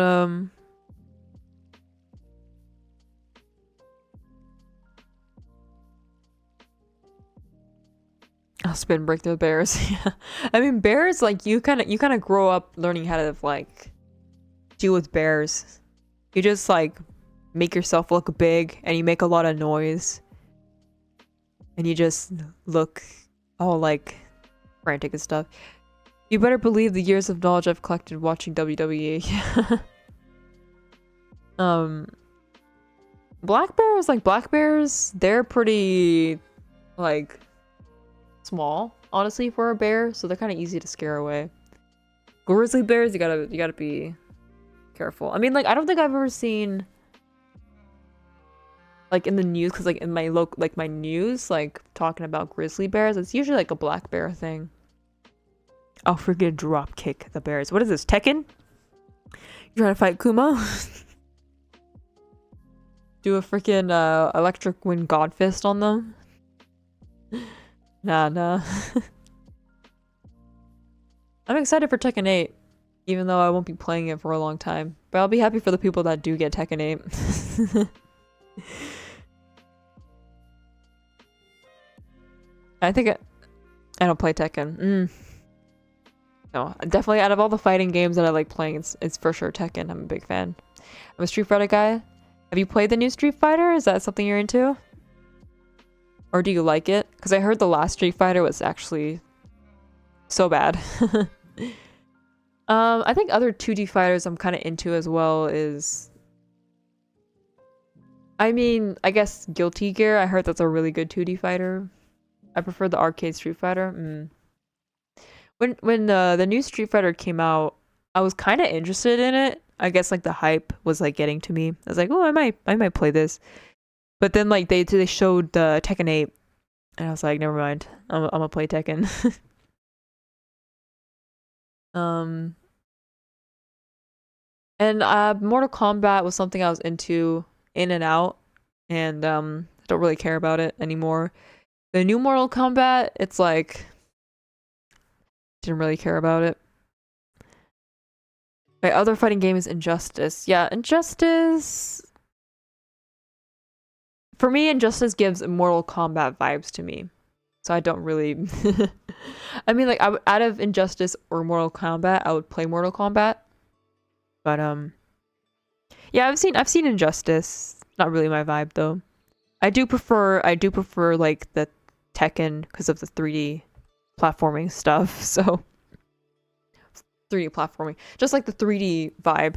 They made Black Canary and the other female characters way too hot. You know, I've seen a lot of Black Canary gameplay. I heard she's a pretty good character. That's why, yeah. I mean, I'm not really a comics person. The only comic thing that I got into was Invincible when the show came out, because I heard that was really good. I haven't watched the second season yet, though. I have to do that. I think the second season came out. But I'm into Invincible. If they have him in the game, maybe I'll play it. But I guess when you play 3D, like, you just get used to the 3D feeling. And so obviously doing 2D is a whole different like thing. She's a pretty bird, yeah.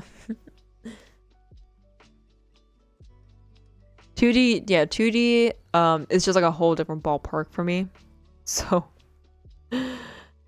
I just like the feeling of Tekken. I feel like Tekken is a unique feeling. And I know people who do a lot of fighting games, like they play a lot of fighting games, do tend to come back playing Tekken because the feeling of it is like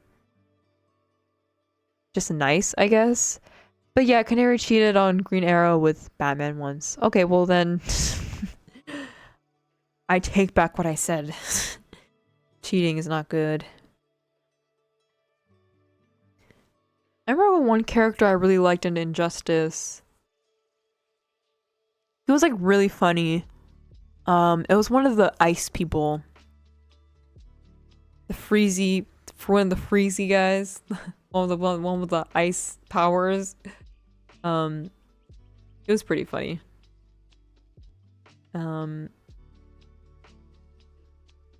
Captain Cold? Let me see. Yeah, him. I haven't seen a lot of Injustice stuff in a while, but I remember him being kind of funny. Like, he was just kind of a vibe.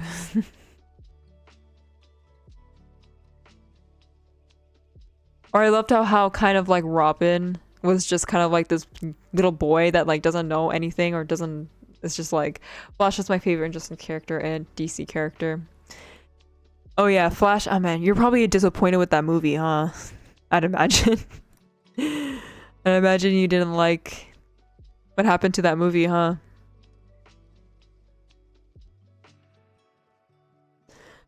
Man, what a flop. I feel bad for DC sometimes. I don't hate me. I prefer DC over Marvel. Yeah, that's no problem.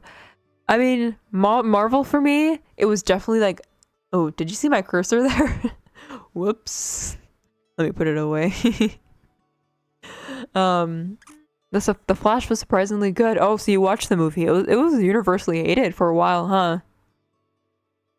Is it like because I think the whole thing with like Ezra, people didn't want to watch the movie, but I heard it was bad in general. Other than the CGI, yeah, definitely when the Marvel thing was happening, when it was happening with like Endgame and the build up to Endgame, I was definitely very into Marvel, but it definitely fizzled out for me um after a while because after Endgame it was kind of like, into it, but then I just kind of stopped, obviously, because that was like the end of it, you know what I mean? Want to read a comic book? I want to start reading Invincible because I like the show. Um I mean, there's like manga I have to read. Oh my goodness. But yeah, I have a sister that's really into X-Men. Um, so maybe I'll read some X-Men. Um, I can recommend one of my faves. Okay. Um, yeah. Oh, I still have Gantz to read too. Oh my goodness. Um, I think the only DC thing I'm really into is Batman. I really like the new Batman. I mean, I think everyone really likes Batman. I think out of all the DC stuff, Batman is pretty good. Best part, Joker becomes Robin. Ooh, that's interesting. Um, what was I saying? Yeah, Batman. Yeah, Batman. Good. I mean, I remember one person. I think their follower here. They thought I was some sort of like Batman esque like persona because the way that my persona looked. That it's like, oh, you're trying to do like a Batman thing. It's like, oh no, it's not Batman. But like, I was kind of flattered at the same time. It's like, okay, well, I think I'm doing something good here then, huh? um, but yeah, I remember the whole Marvel thing that was happening. And this was something this was like someone who like preferred anime over Marvel, but like I was still so into it, you know? Um, but yeah, I haven't heard any good Marvel shows that came after Endgame. I think Moon Knight was I heard was pretty good. Loki, of course, the Loki show that came out was pretty good. WandaVision, when it came out during COVID, I heard was pretty good. But the thing is, I never watched any of these. You look more like a BDSM bat. Yeah, everyone keeps calling me a BDSM something or like some sort of BDSM thing. I guess I can't fight it. I guess if that's what I look like to y'all, I guess that's what it is. I know the mask kind of throws people off. It's just the mask, yeah. It's not even a leather mask. It's like it's a cloth mask. I even have the lines to show it's cloth. That's why, yeah. I mean, I guess things like a mask is not really common in like the whole VTuber thing. So a lot of people when they see it, it's like, oh, this has gotta be a thing, right? It's like, no, it's just like I think it just looks cool. Yeah, that's what they wear as well. But the thing is though, is like the BDSM mask is not even it doesn't even look like this, does it? It kind of covers the whole face, doesn't it? They don't only wear a leather ski mask, yeah. No. Like I'm not really into that, so I don't really know, but from what I've seen. It looks like yours. Oh man. I'm trying to beat the allegations, but I can't beat them. Yeah, but I think like yeah, this type of like look is not really common. Which I'm not trying to I don't want to try to gas myself up too much, but yeah. Definitely, yeah. It was supposed to be kind of like a representation of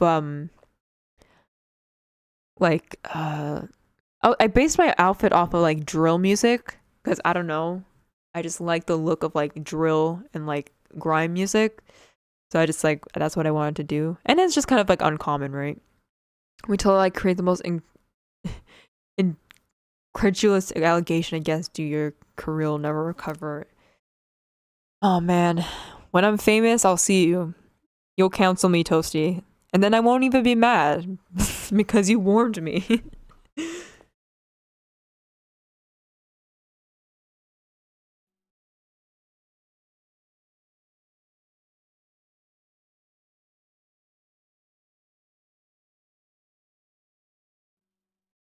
But yeah, the all black definitely throws some people off. I will, yes. I mean, I guess it's not uncommon to do all black, but then on top of the mask, like this is the thing, isn't it? The thing I'll cancel you for is definitely that you have a bad setup. Hey, listen. I said I'm gonna get a job, okay? I mean, it's not gonna happen, okay? It's not gonna happen in give me like a couple months, okay? I'm gonna work hard. But hey, look, I'm trying. Okay, I'm doing the best I can with the setup that I have. That's it. You're getting canceled now. I don't have an RGB PC. Okay. Good luck, you my lawyers.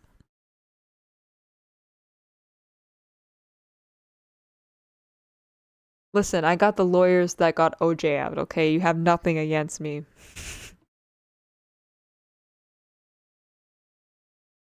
You got the one that defended OJ and Casey Anthony and freaking Johnny Depp, okay? I got those lawyers.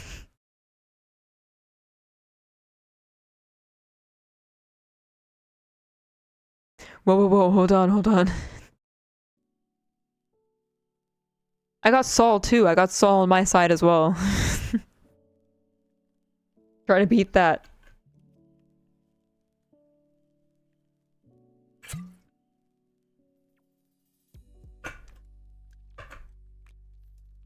My lawyers, well, I am my own lawyer.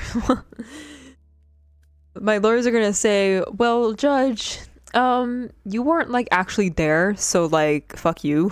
And then I'm gonna win. Because they can't say anything. It's like, well, I wasn't there, so I can't prove anything. I guess what, I've seen so much true crime, I might be the creator of true crime genre myself. See, I'm here. You know what? I'd imagine people who watch a bunch of true crime right here, right now. You know, I'd imagine people who watch a lot of true crime, they like think that they can solve mysteries and shit, and they can like, you know, be a detective. And it's like, get the hell out of here. I heard there was like a true crime convention that happened too.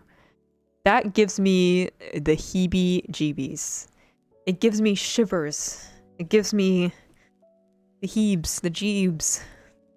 When I think about it, I itch myself out of nervousness. Literally me, I love true crime. Yeah, it's definitely a conversation people have because sometimes it could be bad, sometimes it could be good. You know, true crime is very intriguing. My first one is the Hello Kitty. I think I told about it you once. Hello Kitty. It was like a Hello Kitty killer or something? Hmm. Yeah, true crime is definitely like morbid curiosity. But also, I feel bad sometimes watching those documentaries and like... Oh, wait, people actually died though. Yeah. Because like people are like doing a convention talking about real life murders that happened. And like, bro, like people died? Like, is this what we're here for? I think there's something wrong, you know, watching it and stuff. I think some creators are pretty irresponsible with it, I think. That's kind of my gripe. As long as it's done respectively and that we're not, you know, giving the criminal or whatever too much props, I think we're good. Nope, it's just a decapitated head stuffed into the head of a Hello Kitty plushie. Okay. This sounds like not to you know, say anything, but like this sounds like something out of Japan, I'm guessing. This something that sounds like something Japan would do. I'm guessing, maybe. Not to profile or anything. I'm just assuming. And if I'm right, I'm a genius, and if I'm wrong, I'm so sorry. No, Hong Kong. Oh, okay. I guess I saw Hello Kitty. I'm like, oh, that's something. Yeah, that's something that they would do. Hong Kong. Okay, well. Yeah, I mean, I've heard some crazy stuff. Just things that you can't, like, it's just like, man, it's like, sometimes you don't even want to talk about it because it's just, like, so bad. But yeah, I've kind of fallen in and out of true crime. There's some true crime stuff that really interests me. I think the one I talk about a lot is, like, Richard Ramirez is kind of iconic. That's because, Hong Kong is scary. Are you from there, or you just kind of like, you know about it? Cause it was kind of like an OG. How do I say this without giving credit? Like, he was just the kind of like one of the original cases of like these type of things happening. The Night Stalker, Richard Ramirez. Yeah, the Night Stalker, Richard Ramirez. Because like I think this was during the 70s, and during that time it's like the technology of like trying to find people was just not there. I'm from in Singapore. Oh, that's cool. Oh, so you know, huh? Yeah, people tell me it's like, oh, so what's like Vancouver like? It's like, is it true about like the drugs there? It's like, yeah, that's true. So I trust that you know a lot about your place. But like I've always kind of like wanted to go to Hong Kong and stuff. I feel like it'd be really cool to go there. I love going to different like countries and experiencing different things and stuff. I want to go to like Taiwan as well. Taiwan seems like a pretty cool place to go to. Unsolicited drugs, yes. It's pretty bad. Speaking of true crimes, oh yeah, but like because yeah, the technology of like trying to find the killer just wasn't there. So like actually finding him was like really hard, and trying to see how people figure it out was pretty interesting. The only thing you're gonna experience is pain. Pain? People are just gonna come up to you and punch you. What's the pain? Depression? The pain of what? Or just literal like chronic pain? Not what you're saying. Oh, speaking of pain, did I take my pills yet? I gotta check if I took my pill. Oh no, I didn't take my pill. Hold on. Gotta have this. It's way too late to take it, but better now than never. Hold on, let me take my pills live. My most heartbreaking true crime I've listened to is the stepmother allowing people to essay. Oh, that's terrible. Yeah.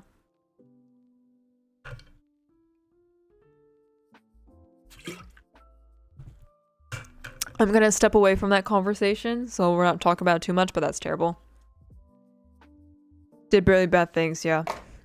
It's, yeah. Terrible. I'm gonna pivot that conversation, but that is very terrible.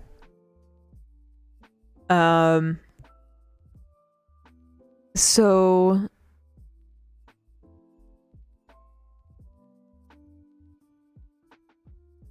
I was gonna say, yeah, I'm just gonna pivot and say that I made banana bread today. I made banana bread today and I kind of changed up my recipe and I'm kind of mad about it because I feel like it's way too sweet now. I think I put too much sugar in there. Yeah, I think I put way too much sugar in the bread. And I'm kind of mad too because I can't always get the banana, you know? So it's like when I make the banana bread, I gotta make sure I gotta make it right. But I always try to make banana bread because that's the one thing I like to eat and bake. Um, yeah, just change up the recipe a little bit. And it was nice because I was just kind of by myself with my dog. It's nice making banana bread. And I want to make brownies too because I made brownies once and they were like a process to do, but they were so good and I want to make brownies hopefully tomorrow. And the banana bread sucks. You have no taste.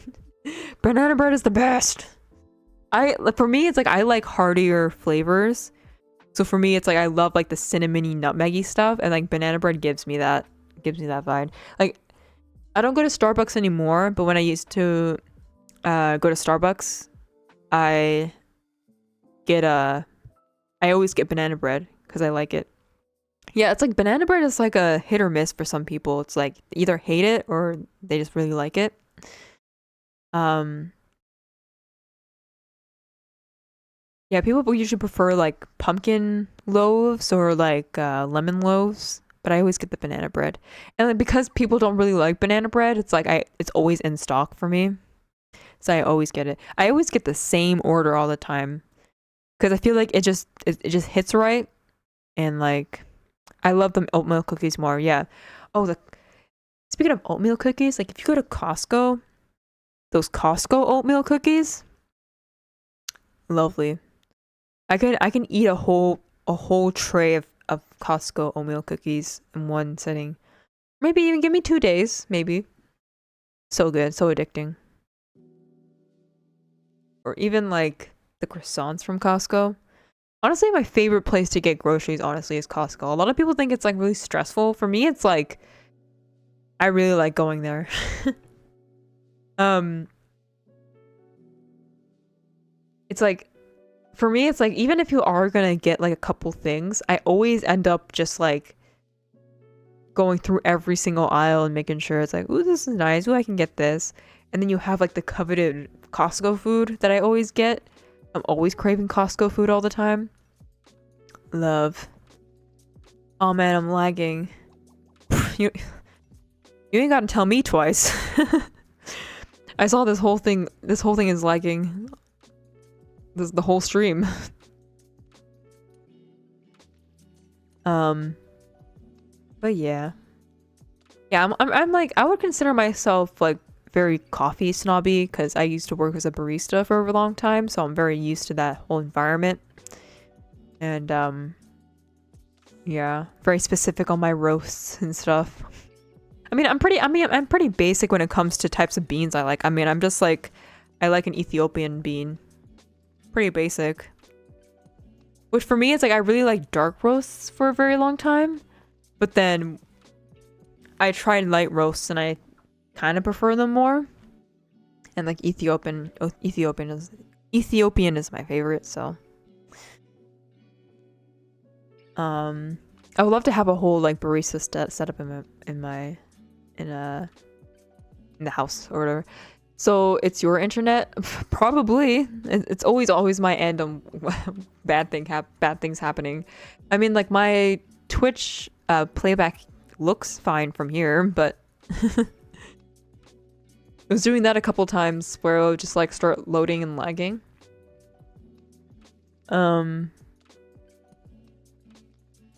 Yeah, I see people like I see like videos of people like they have like this whole espresso coffee setup thing.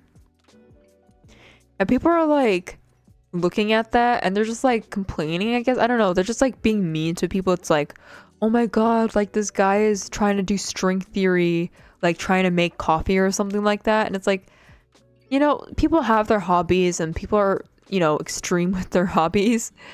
And it's like if people have an extreme coffee hobby and they like to have their little gadgets and like really prepare the puck and like make it very nice and like get like the best beans and like the best gadgets for it to make their coffee in the morning, like let them, you know what I'm saying?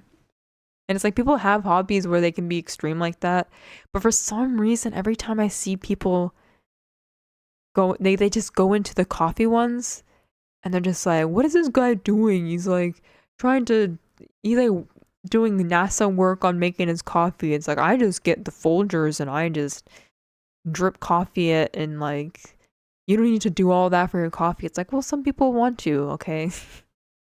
And like, again, like I come from like a barista background, so like I kind of get it. Like there's a whole, in a way, there's a whole science to it, right? Like some lot of food. It's like I bake a lot as well, so baking, that's a whole science. You know, making food, stuff like that. And I guess people don't really talk about, you know, food and baking that much, but when it comes to coffee, it's like, oh, like I just get Dunkin'. It's like, bro, let people do their thing. I missed what you said.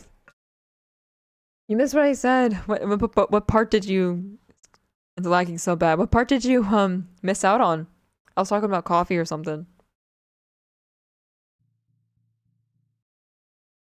I said drinking some water. I haven't been drinking water all day. I'm just like trying to chug this.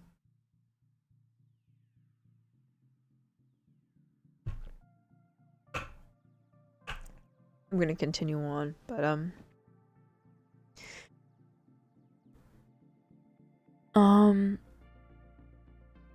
yeah, the tomorrow hopefully I'll go to the grocery store.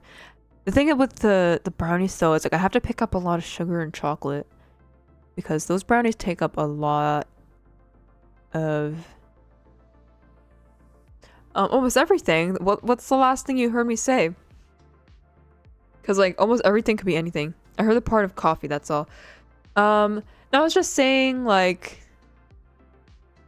well, when I used to go to Starbucks, I used to order the same thing all the time.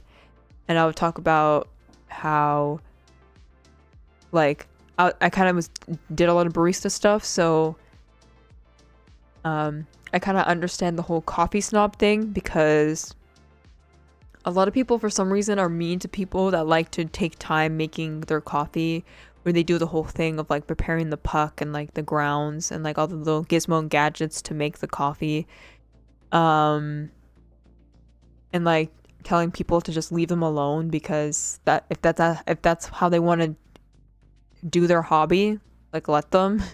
When it comes to hobbies, people are pretty extreme, right? So like, but for some reason it's like people are always mean about, I never had brownies. You never had brownies? That's like the most iconic dessert of all time. It's just like a hunk of chocolateness, of like chocolatey bread. It's not even like chocolatey bread because it's like brownies are supposed to be fudgy and it's just like majority just like chocolate. But the brownies I make are pretty complicated. It's like a 3-day recipe almost, where you kind of have to let the brownies rest in the fridge because of the way that the chemicals work. You have to let it sit so that all the flavors kind of bloom and start mixing with each other properly. But don't do the brownies I do. Just do simple brownies. I heard Tasty has like a really good brownie recipe, like basic brownie recipe. Nope, never. If you're looking for something super chocolatey and just fudgy, heavy, dense, you should look for a good brownie recipe. And it's so good when you put like ice cream on top of it. And for me, like brownies, they're not the dessert I would pick out. But you know, if it's there, it's there. I'll eat it. I always have room for dessert. I'm like a huge sweet tooth. I'll eat anything sweet. Yeah. But yeah, they're a process. Like the brownies that I make, you have to leave them in like the fridge for like 24 hours. Or like you have to, right after baking them, or like, wait, hold on. It's like you have to put it in the fridge and then next day you bake them. And then right after you bake them, you put it in the freezer. So you like It's a way of sealing the moisture and the sometimes I think it's the flavor and moisture, but it's both flavor and moisture. Like will seal it up when you like instantly freeze it, and then you put it back in the fridge, and then you can eat them. So it's a lot of waiting for those brownies, but I've made them once and they were really really good. Super fudgy, lots of chocolate. Just it's amazing. So hopefully tomorrow I'll make those cuz I was planning to make those today, but I realized I literally had like not enough ingredients, so I have to go pick those up. But no, I like banana bread. It's my favorite. And every time I make the banana bread, like my sister really likes it. So and sometimes like she struggles like eating things in the morning, and so like some when I make the banana bread, it's like something that she can guarantee to like eat in the morning, you know? I just noticed like some people are coming in and out of the stream. I was looking at the viewers, and I think because the stream was like lagging a lot, people were just like leaving. So I mean, I think my top dessert, it's really hard to choose. It's really hard to choose a top dessert because it's like if you're just in the mood for it. But I'm trying to think of a dessert that I'm like always in the mood for.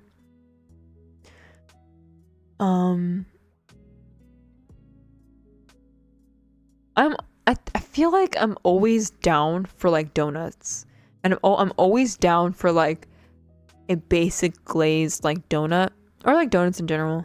Ice cream, yeah, ice cream for sure. Ice cream for sure. Popsicles, I guess.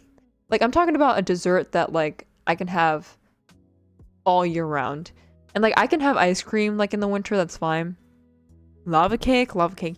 I mean, like you can even say lava cake is like a brownie in a way because it's just kind of like that, but it's not square. Just super chocolatey. Like I'm always craving like a Dairy Queen Blizzard for sure. Donuts, like a basic Krispy Kreme glazed donut, I'm always in the mood for. Cake? Yeah, cake definitely depends on the cake. I'm personally just like a vanilla cake person. Sometimes chocolate cake. Maybe I'm in the mood for it. Ice cream, yeah, ice cream, sure. What other desserts are there? Oh man, I can't even think of any. um, hmm. Never had Krispy Kreme. I mean, like, if you ever go to a Krispy Kreme, just like the regular glazed donut, it just hits the spot. It's sweet, super tasty, but not too sweet, where it's like a frosted donut or whatever. It's just so good. Like, if I ever were to live by myself, I would just love to buy like a 12 box of just original Krispy Kreme donut and just eat that. Like they're probably like wondering, it's like, oh, this person probably has a party. Like that's why they're getting this whole box of donuts. Like, no, I'm just gonna be at home and just eat this, crush this all by myself. It's so good. Um,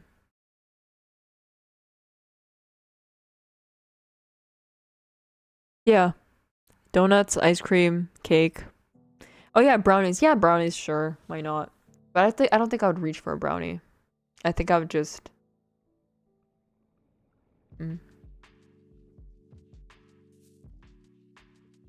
But I've had like Belgian waffle. Belgian waffle is nice, but it's not like that accessible. Belgian waffle is too it's too specific. It's like something I can't actively reach for. Um crepes. Yeah, again, it's like I don't really reach for it, you know, because it's so specific. You're probably gonna have to like go to like a special store. Um Parfaits. Never had one, but I imagine it's just like fancy ice cream. So I'm gonna pass on that. Um Honestly, I would count sometimes like boba as a dessert because it's like very it's very, I guess, calorie dense. There's a lot of calories in boba. What's the difference between a normal waffle and a Belgian waffle? A Belgian waffle is way more thicker and fluffier. And a regular waffle, at least from what I've seen, is just like an Eggo waffle. It's just like very flat and it's got that shape, but it's not fluffy and it's not thick and dense. And I feel like a Belgian waffle kind of tastes more like waffle, like it doesn't make sense, but it tastes more like waffly, like you know when you get like an ice cream and it's like a waffle cone, and it's like, oh yeah, this is like what a waffle tastes like. But like every time I eat like an Eggo waffle, it's like it tastes nothing like that.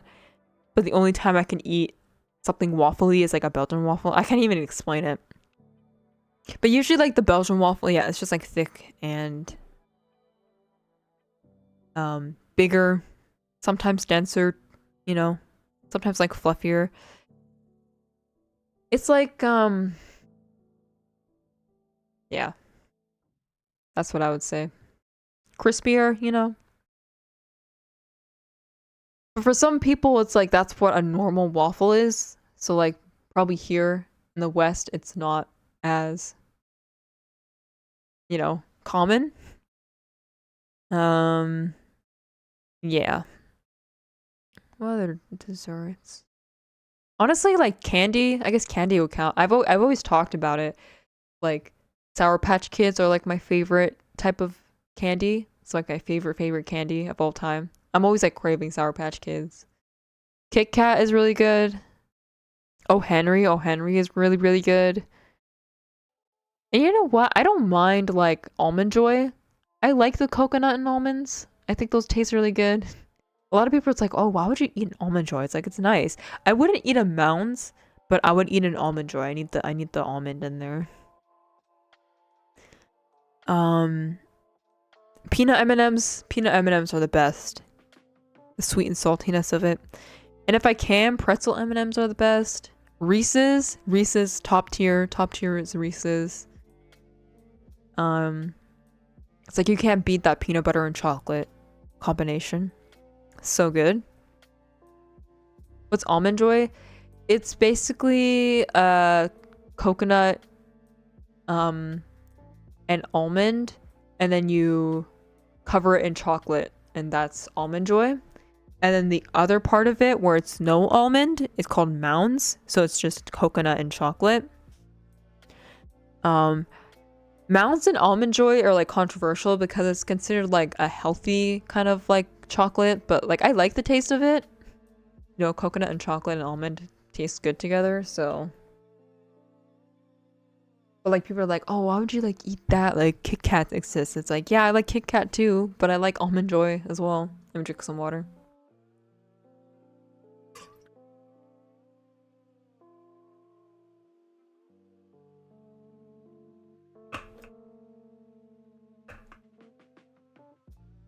Snickers, yeah, Snickers is alright. It's got like a certain texture to it that people might not like it. Like the nutmeg, not the nutmeg, the nougat, like fluffy texture.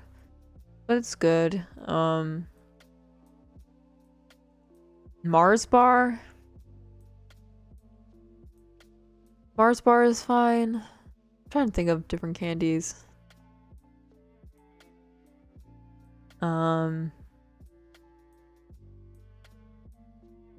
Chocolate and coconut. The texture is just weird.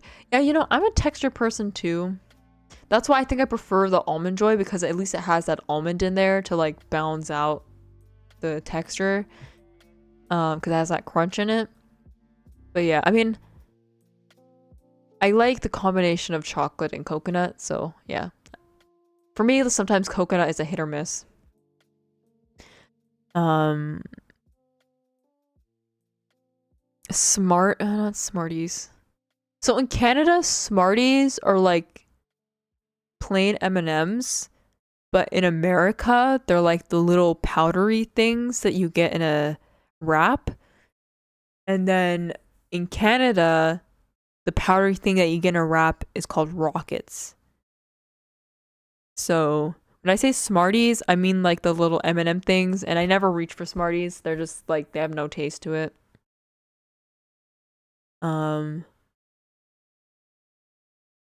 and then another thing I liked. I remember growing up like having icebreakers, and icebreakers were they were so acidic. Hershey's Dairy Milk, like the dairy chocolate thing. Yeah. So like Hershey's is pretty bad chocolate, and then like good chocolate would be like Cadbury. And Cadbury, you can get it in Canada. I'm not sure in America if you can get Cadbury. But like general European chocolate is better, like Swiss chocolate. But Hershey's, it's pretty bad. Like I would never reach for it. In Canada, we have the chocolate Smarties in Singapore as well. Yeah, okay. When I'm talking about it, it's like it comes in like that little blue box, right? Icebreakers are so delicious. You know, yeah, I like acidic. You know, I like it when it's super sour and stuff. But you have to be careful eating icebreakers because it's like I remember burning a hole in my freaking tongue because of just how like acidic it is. So every time I'd have an icebreaker, yeah, Cadbury. Yeah, Cadbury I think is UK. Every time I'd have an icebreaker, it would be like I have to swish it around all the time so it's not messing with my tongue because if I leave it on my tongue, it's just gonna like sizzle on there. But I haven't had an icebreaker like that in like years. Only when I was a kid. And then like if I would just choose something from the icebreaker line, it would be like the gum, I guess. Gum would be the option I would go for when it comes to icebreakers. But when I want something acidic, I would just go for Sour Patch Kids. But that's the fun of icebreakers. Yeah. Is that the whole point of the name? Icebreaker is supposed to like break you. The last time I think I had those type of icebreakers, there was like I went to a kid's birthday party and they did a piñata and the icebreakers fell out and so I got an icebreaker out of there. I think it was like the purple one, but that was the last time I've had them.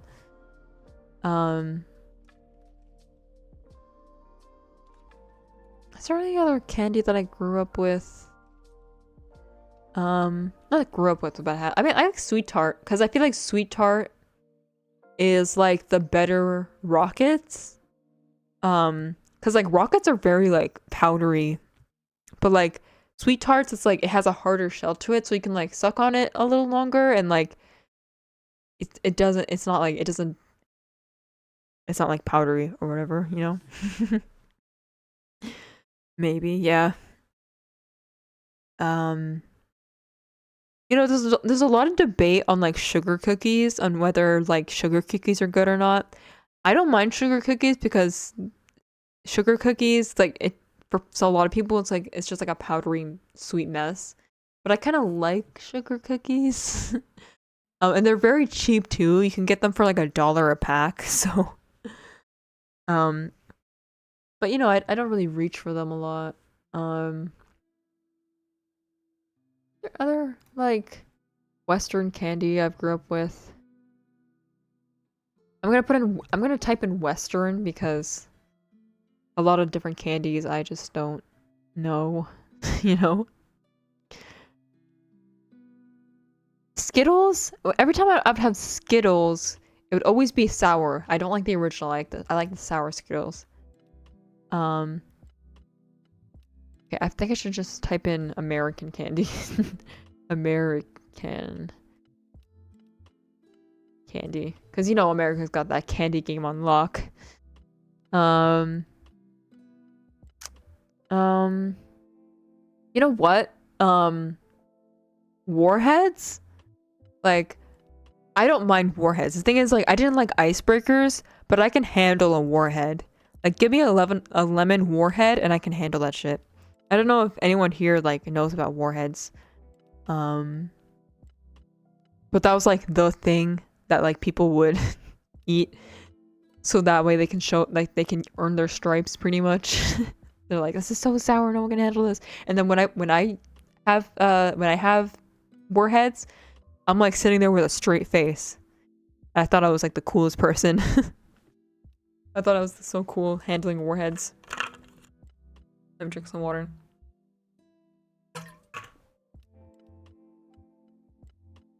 I love them, yeah. But they're just so terrible for your mouth. But yeah, Skittles is like only if it's sour. Warheads are real. Warheads real good, yeah. Because eventually it gets sweet, and so it kind of balances everything out. Airheads? Yeah, I don't mind Airheads. Airheads are okay. Yeah, I usually get Airheads when you go to the arcade and you use the tickets you get to get Airheads, because Airheads are, every time I get an Airhead, it's always at an arcade. What else is there?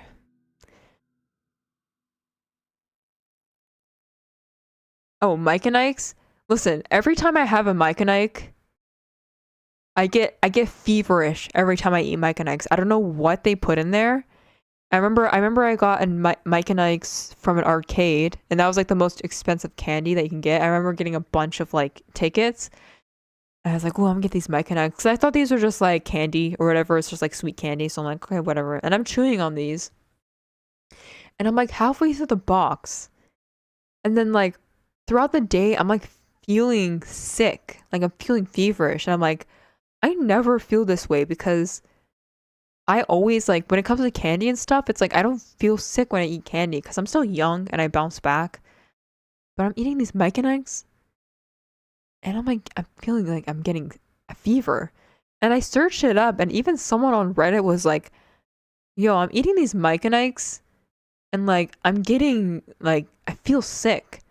So for anyone who's coming by in the West, and you see Mike and Eggs, just don't pick them up. There's like better, and there was like better candy too. It's like the candy wasn't even that like distinct, where it's like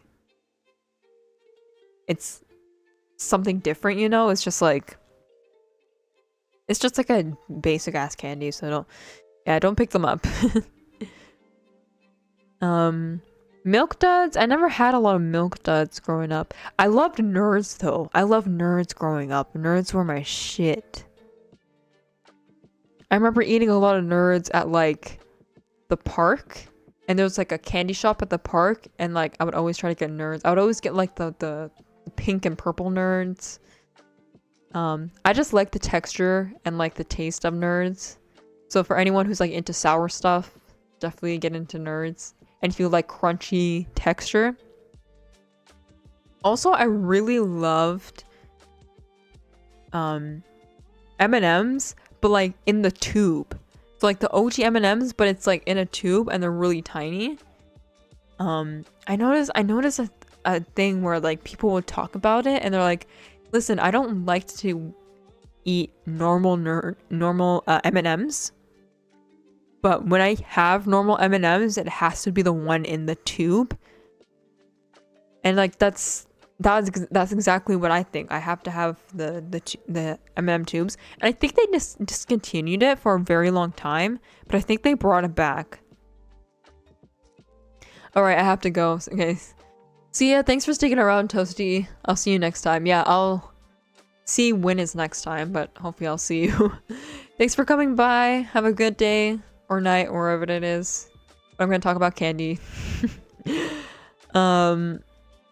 But yeah, M&Ms in the tube are the best. Other than that, it has to be peanut M&Ms. And like, yeah, I guess my favorite Maynard would probably be Fuzzy Peaches. I mean, Sour Patch Kids, yeah, but other than Sour Patch Kids, like Swedish berries I used to love for a very, very long time.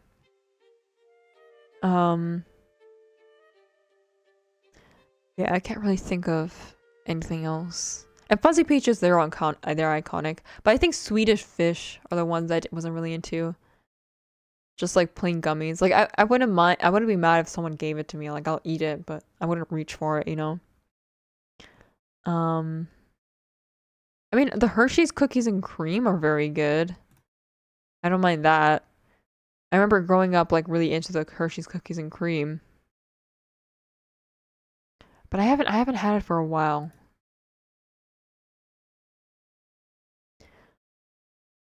I mean, I should probably do like a candy tier list. I feel like I'm talking about it. Maybe I'll just save it for the tier list. I'm pretty sure there's like a bunch of tier lists that I can do. But this is actually kind of craving. I'm kind of craving candy now because I'm very like sweet toothy. So like I honestly don't care. Like I had like blood work done recently, and they're like, yeah, everything's good, blood pressure good, your body's functioning normally, and I'm like, I literally have the worst diet. But you know what? Now that I think about it, I think the stream has gone on pretty long. I'm like way past when I should stop streaming. I think I went on longer because I was late. Um, late started streaming, but the day was pretty interesting. I kind of wanted to stream today because again for like the job interview for tomorrow, if I do get in for the job, I kind of just wanted to stream now just in case if something happens, you know. So